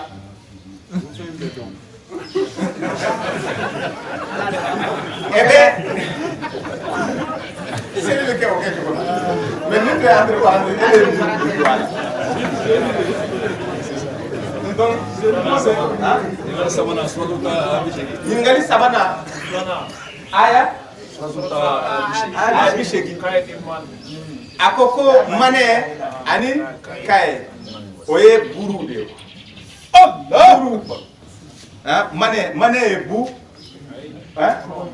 kono ani buru kono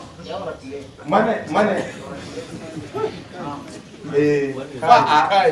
atomi kono do atomi kai wala ani mane oye manete kono ede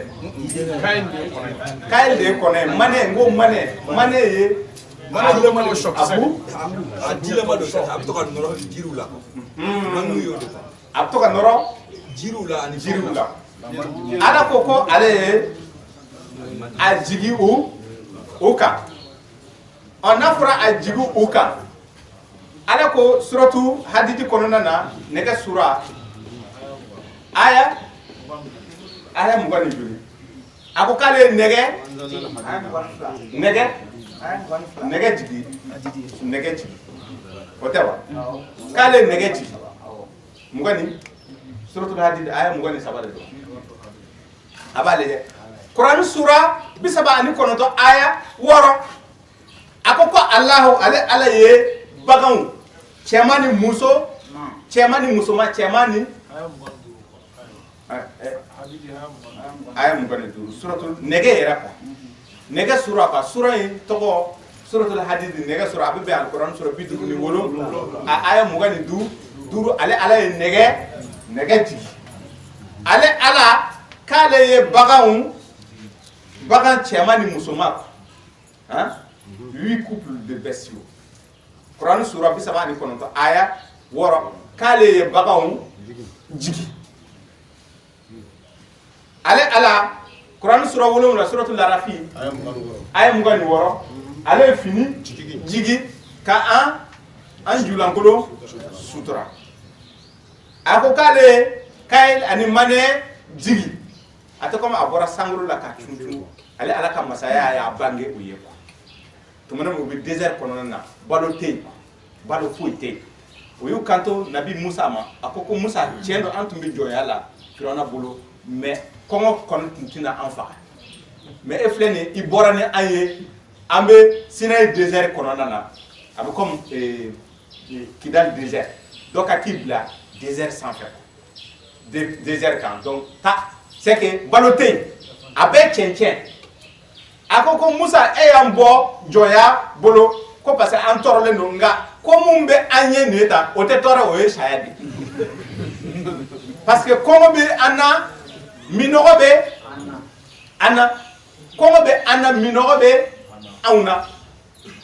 akoko mo malamin ma akoko Musa ma kira Musa ma surtout baratu aya kamane aya bi woro o de tawa o be suratul larafi aya kamane aya bi woro akoko bereke ka fara goshi jibe poye ka bo jibe 12 sources da tani fla be abe bakara kono abe arafi kono na aya kamane aya bi woro bakara tu kono aya bi woro bakara tu aya bi woro de larafi aya kamane aya bi woro ala ye dumni di jibe ay ji poye ka bo kulula ka ke da tani fly parce que kabla tani fla de tombe Musa no fa fodo ko kabla kelen wo kelen ka jibi o ko dumni ko be chogodi ko parce que amina sa ko ngo fe dumni te effectivement ko dumni balo bana Musa ye ala wele ni dugu jera doro o be balika mane nunu ni ka mun fo atadale do yoro la ani o kono façon o kono nunu atuluma nunu hein awo munu te boli ko aya mina aka nunu dum donc ama bo san fe ka tu ayi ka foko abora san fe de ka tu ayi ala ka masaya de ya bange uye mais aya a karaba ale ala ya karaba ka duma aya ka masaya de yira ulula ku sobeni oyi afoto ko o kuma boni o dumni te dumni ka foka bora sangolo la mais ala ko comme aya jigi spécial de don parce que o de ko son e ba e bakratu ko nana to man no ko o dumni nege bora anna aya bi woro ni kele suratul baqarah kele suratul baqarah aya bi woro ni kele ko olu bi to ka dumni mun soro ala yoro dumni bi ka bo ala de fe ka duma ko o dumni nege bora olula ala soro la ka foko d'accord auto dumni ye blé mané ni kay nu atunu la ko sisa abeta sene de ke aw be fen fale mun kay ka teme aw be mun may abo fale mun kay na wa ko bo aw te mané nu ye donc ni dugu jera o te mané ye blé o te kay nu fana ye o te kono nu ye o te salwa nu ye blé quoi donc ko ka ta sene ke ko o sene fana sisa mun be poye mun kasa ka teme mané ni kay o ye blé o ye quoi blé ani konkon ani tige ni kuru ani jaba bo balo mun be ka foye o balo yere de kay adama de ni be se o ibamba o kam o de kay farima mais do yi fana kay ka teme mais do yi bangera o yede ala ka masaya kono désert kono ka o kuma bo ka kabako yira ula ina fo ay kabako yira ula ni ba chechili ko Allah ba chechili mano ko de ala ka masaya de bangera donc aye o kono nunu bange uye kono nunu ala ka masaya de donc ka dani do aya nati uma donc ina fo comme nege ala ko kay nege jigi chogo mina o kelende do ate comme nege e fin de abe kulula iba ajeni de ka ala bofa farawla iba la bofa faraw de la mais o korote ajigina ka boka bi mais dumni spécial de donc abe comme nabi isa katabali Quran sura duru aya kemenetani fla kajigi olu fana ko nabi isa ka balo di uma balo ni bora sanfé mo sanfé balo e chugodi abangera o yede ko abangera tabal bangera e ma glan mo sima glan ko tabal falen dumni na o de bangera ay ala deli ko tabal ni o bala ka tabal ko ala ka tabal bo sanfé ko ka jigi olu ka adumni ke ala ya bange ala ko ko ni ne yo ke awu dalawa ko me mbake nabi sa afuye ko mbake mais ni o ko fe mo bana ahla kira ne be atigla mo nyangati ina fo ni ma delika mo nyangati kulo sanfé aha donc nabi sa ala deli o balaka tabal de ye tabal mun falenu balola abebaka donc o yo dumni ko dumni spécial de do doy fana spécial dumni qualité spéciale saba ala yo o bange ko aya bange mariama ye aya bange isel ka dew ye chien plat musa no feto la moko ani nabi isa no feto to la moko munu yo o dumni ke baga nunu uluka zuriya ils sont plus intelligents que les autres ay kana sikala de wala ko so israel ka dew ulu de be invention nunu ke ko amba Allah de ko copier mais ka fait inventer o dumni dumbaga o luka zuriya c'est des gens super intelligents au lieu de invention faire c'est des surdoués ah bon yaye donc ambe dumni abe kelende apochodi ibita kono fa sisa hein mané lulu be yala o be ate e be se ka mané fa ka du mais mané mum bangera kuye ala ya a spécialisé quoi c'est ça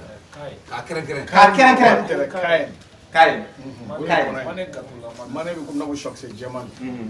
mané comme so abi groupe be kenan oh ayro kala ya mané ni kay orete donc alou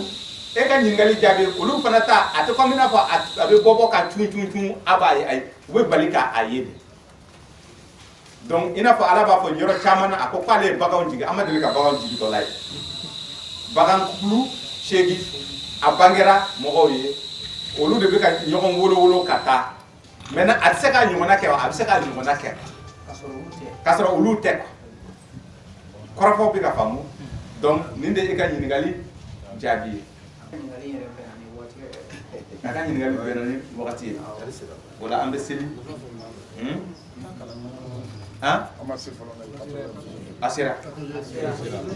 sera mɔgɔw sɛgɛnna naam ale tɔgɔ Bubakar Tarawele assalamu alaikum Cheikh Jama ɲininkali kelen de bɛ ne fɛ k'o tɔngɔ Ustaz Bari la n'o ye alif la mim ne ni mɔgɔw ye ne ɲininka ko Ala de bɛ kelen pe de b'o kɔrɔ dɔn ne bɛ fɛ ka ɲininkali o ɲininkali faamu bon o ɲininkali an tɛna don a la parce que an ye kutuba yɛrɛ de sigi alif lam mim na i b'o kutuba ɲini i b'a ta awɔ an ye 2 heures de kɛ a la 2 heures a kutuba alif lam mim bɛ boli nuun an tɛna don a la ɲininkali wɛrɛ jumɛn bɛ yen ayi a bɛ yan a bɛ bɛɛ bolo kutuba alif lam mim a kutuba yɛrɛ de sigira ɲininkali jaabi tɛ dɛ babu yɛrɛ de sigira a kama k'a wala wala ala k'an dɛmɛ Chef Umar walaikum salam warahmatullahi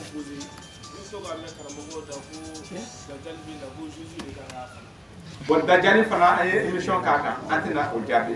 fana ka jaabi o fana ye 2 heures de ye dajali kutuba yɛrɛ de don a émission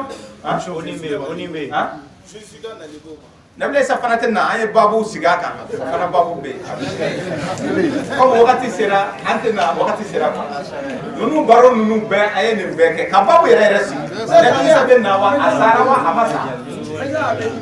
Nabi Isa sara wa a ma sa ka babu sigi a kan a bɛ na wa a tɛ na ka babu sigi a kan dajali ye fɛn jumɛn ye ka babu sigi a kan ka kɛ kutuba ye alif lam mim ka babu sigi a kan ka kɛ kutuba ye Farankan an bɛ kuma di n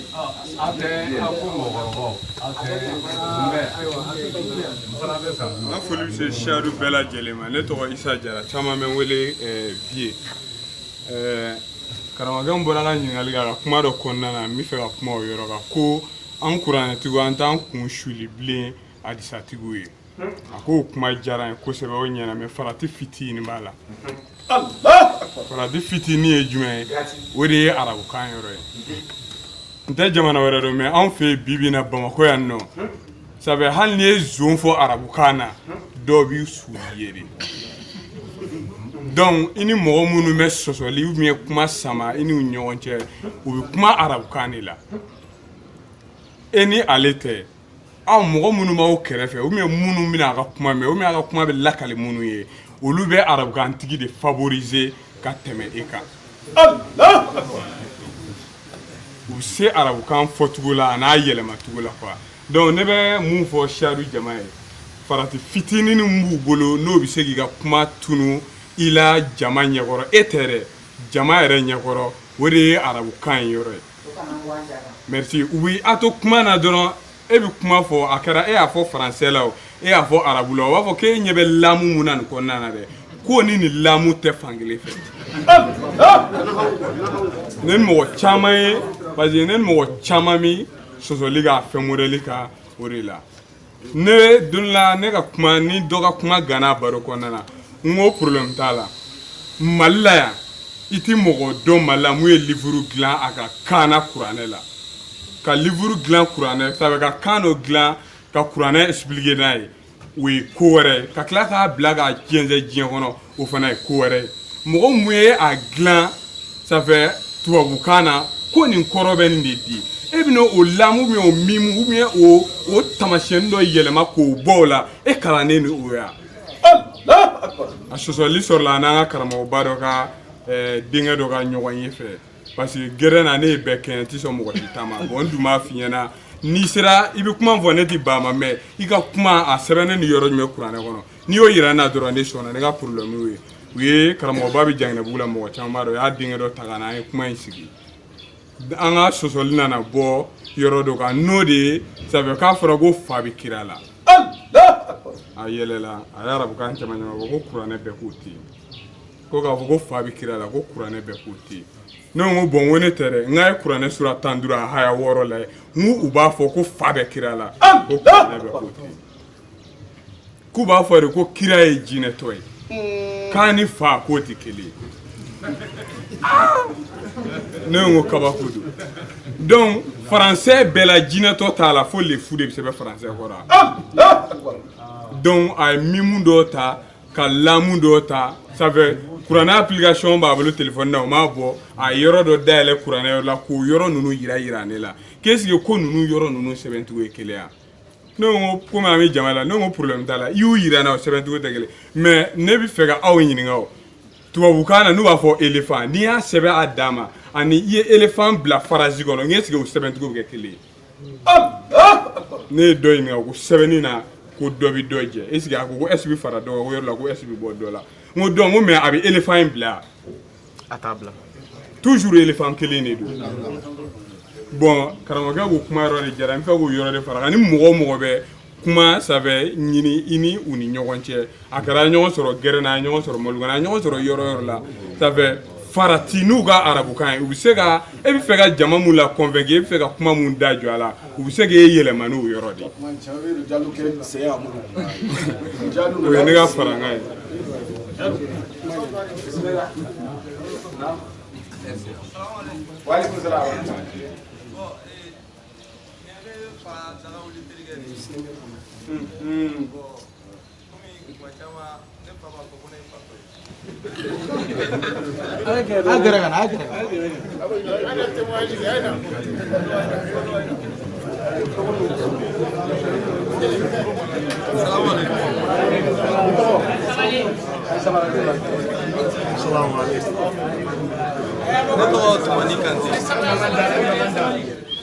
ne tɔgɔ Tumani Kante bon ni Usaz Bari an bɛ ɲɔgɔn dɔn a bɛ wagati bɔ bon komi n ka nani de ka suma n ka weleli de ka ne tɔgɔ Yaya Sanogo wajulu tɛ ban ne ka so a tɛ ban n ka baarayɔrɔ la hali ni n bɛ mobili kɔnɔ tile b'a la bon kuma bɛɛ ni n fa bɛ ɲɔgɔn na ko n kunkolo tiɲɛna n ko ne kɔni tɛ sira in bila i bɛ fɛn o fɛn kɛ kɔni i b'o kɛ ne kɔni tɛ sira in bila bon a ganna ka gan bon a terikɛ dagawuli de ye nin ye n'o fɛnɛ bagula o taara an nɔfɛ fo baarakɛyɔrɔ la donc an masalala dɔɔni donc an ye tali kɛ a y'a damadɔni kan a ko tiɲɛ ko nka n kan ka lamɛn dɛ ko n bɛ ka kuma mun fɔ nin ye ko nin kuma in kan ka lamɛn n tɛ ka kunfin kuma fɔ nin ye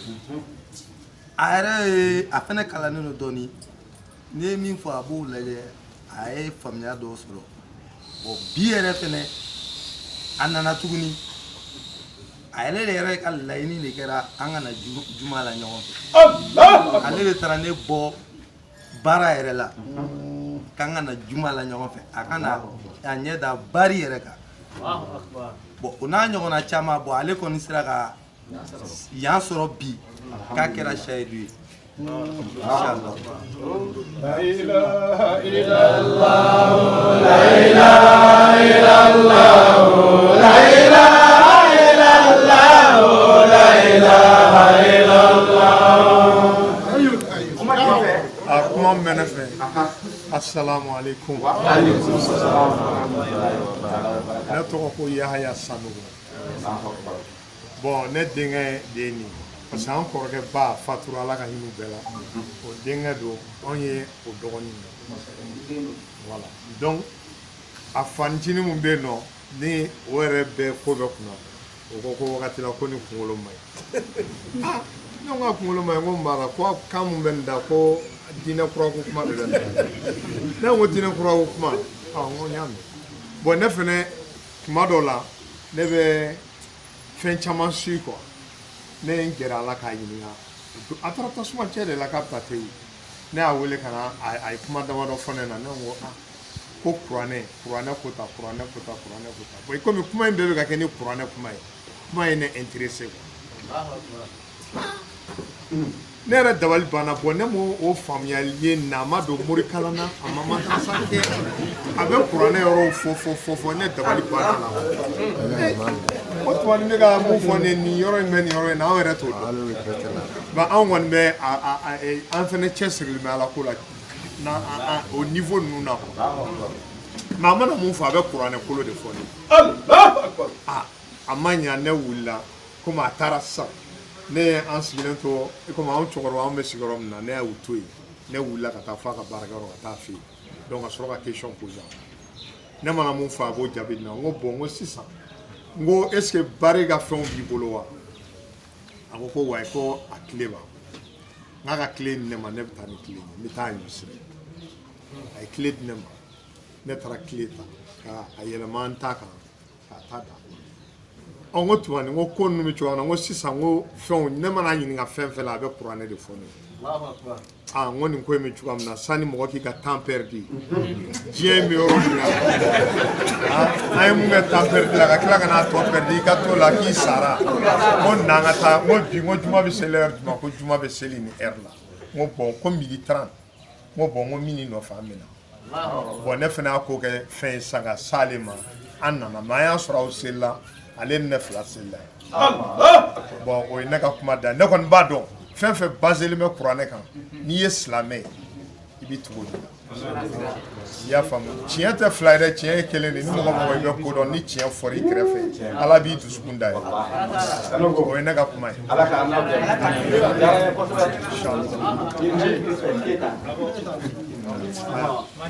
Ne tɔgɔ Faraman Keyita u bɛ salamu aleykum. N fana ye mɔgɔkɔrɔbaw ka denmisɛnnin parce que ne san 60 la. Donc voilà ne terikɛ nin ye photographe de Masa Fɔnba.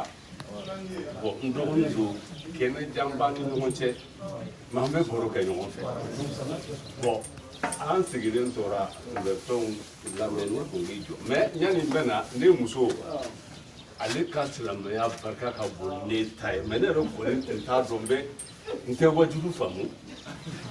n'i ye mun fɔ n ɲɛna tuma na a b'a fɔ i cɛkɔrɔba to i dalen bɛ i ka misi fɛ ne ko n ko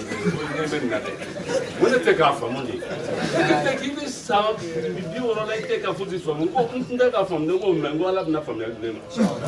o de kɛra dɛ n tora nin bɛ ka lamɛn n ko hey masa i ka nin i jɔ tan dɛ parce que a ye fila fɔ tan n ko bon n ko nin bɛɛ kɛ ne kun ne bɛ taa n da a la c'est de là que j'ai compris ne muso yɛrɛ ka misirila taga ani ninnu yɛrɛ u ka fɛn javiya non ni ne yɛrɛ ko bon alimami minnu bɛ yen nɔ u bɛ ne ko n ɲɛ bɛ nin na dɛ n ko ɲɛ bɛ na madamu i jɔ n k'a ɲɛɲini n ko parce que fɔlɔ n ko mun nana ne hakili la tout de suite la ala ko ko ɲɛ de b'a a batu a ɲini donc a bɛ sɔrɔ sira jumɛn fɛ n ko n ko i cɛ masa a ye fɛn dɔw kɛ n kun i jɔ an wolo lamɛn n k'o faamu immédiatement ne yɛrɛ y'i bali ka fɛnw su o la n y'a ka numéro ta je t'appelle directement parce que moi je suis comme ça je suis un communicateur a ye n ko ma fɔlɔ n ko d'abord n ko fɛ problème mun ye ne muso yɛrɛ ka yɛlɛma fɔlɔ parce que i b'a daminɛ o la ko musow bɛ taa misiri la wa ou bien mun de i t'o fɛn ci ma a y'a bɔ an y'o baro kɛ n ko parce que n ko kelen bɛ ka ko kɛ marasi dabiri dabiri an bolo ne tɛ fosi faamu sinon an ka misiri yɛrɛ la ne ye projet ɲini ka ji bila projet bila ye mais i mana taa tuma i b'u kɔfɛ alimamu yɛrɛ ne dabali ban alimamu bɛ k'a fɛn an minnu bɛ kɔfɛ an bɛ ten mun de bɛ yen mais c'est à dire ne kunkolo bɛ ɲagami tuma bɛɛ o de kama ne tun tɛ se ka taa misiri la quoi n t'a faamu mais depuis nin nana wa n ye fɛn dɔw bɔ n ko bon n y'a question poser a kun. Ko bon n ko cɛw yɛrɛ fana a seliko bɛ cogo di a y'a bɛɛ ɲɛfɔ ne ko bon n ko ɲɛ b'a la dɛ e de dɛ n'i bɛ mun kɛ o kɛ dɛ ne bɛ taa misiri la bilen dɛ ko parce que n ko ne ɲɛ bɛ kalo ja bɛ yen bolo ja bɛ yen wa fɔlɔ u bɛ seli gundu n ko ne t'o la dɛ a ko bon k'i ɲɛ b'a la dɛ ko e de an kana kɛ ten an b'a faamu ni ne fana kama n ko min faamu n ko bon k'e taa misiri la taga an k'a ɲɛɲini ne bɛ to k'a fɛ ale sisan. Ne tɛ n ka sunɔgɔ sɔrɔ a bolo ko i tɛ bari k'a la n ko e de ko bon ko d'accord bon effectivement moi est ce que a bɛ 2 mois bon ça me fait pas 2 mois ne bɛ seli ne tun tɛ seli yɛrɛ n t'a je le fais comme ça n'i bɛ fɛn kɛ ten e si b'a ɲɛ dɔn de là ne filɛ n donnen filɛ yɔrɔ min seli fɛn fɛn bɛ kɛ yan n b'a bɛɛ kɛ a duwawu fɛn b'a bolo n b'a bɛɛ kɛ wa alhamdulilah n bɛ k'a ta la ablution o suratu n'o verset b'a bɛɛ dɔn a ye émission kɛ n b'a bɛɛ dɔn donc vraiment n bɛ ka taa bon ale yɛrɛ fana mun diyara n ye ale yɛlɛmana parce que u ka du kɔnɔ ale fana lamɛnnen don a kɛlen bɛ ka kɔrɔkɛw ni fɛnw ko bɛɛ k'a tɔ u bɛɛ ko ko an ɲɛ b'a la ko ne ka se manamanakan fɔ dɛ k'a t'a fɛ ko Yesu Keyita ka fɛnw dilan ne bɛ ka fɛnw ci hali faransi a yɛrɛ n y'a témoignage dɔ ci a ma parce que n fana alhamdulilayi n ye denmisɛnnin sa mais n'an bɛ ne don ne ye Darabila Bolobanaka de bon u bɛɛ bɛ ne fɛn fɛn bɛ kɛ u bɛ n wele k'an ka président ni fɛnw ye tutu hali siti min bɛ yen mɔgɔ 200 ni bi kɔ de b'a la faransi ni fɛnw bon ne bɛ nin sɔn nin b'a cu ma u bɛ n jaabi mais je le charge pas ne yɛrɛ de b'a la mais kelen bɛ yen n b'a témoignage kɛ pour ka k'a dɔn o fana bɛ k'a fɛ parce que olu ko ni ne ye mun fɔ ko ne ti kuma fɛn fɔ mais n ko ayi dɛ n'aw fana ka kuranɛw ɲini a ka sira ma parce que ne kelen t'a fɔ dɛ ne kɔni dalen don a la bon alhamdulilayi an b'o sira kan tuma bɛɛ n b'a fɔ bari na tinta n b'a sɛgɛn dɛ n'a cira n kunna dɔrɔn a muso b'a fɔ dɔrɔn k'i t'a ɲininka n ko ayi sisan ne ko k'ale bila kun donc yanni dugu ka jɛ n b'a sɔrɔ bon alhamdulilayi vraiment ale bɛ taa parce que ni muso ni sera ka muso de yɛlɛma man di mais ni ala ye mun yɛlɛma ya bɛ fɛ ya bon o témoignage de tun bɛ ne bolo n y'a fɔ cogo min ne ye mɔgɔkɔrɔbaw ka denmisɛnnin ye ala ka sira ɲuman d'a ma sa rabbi zidni ilma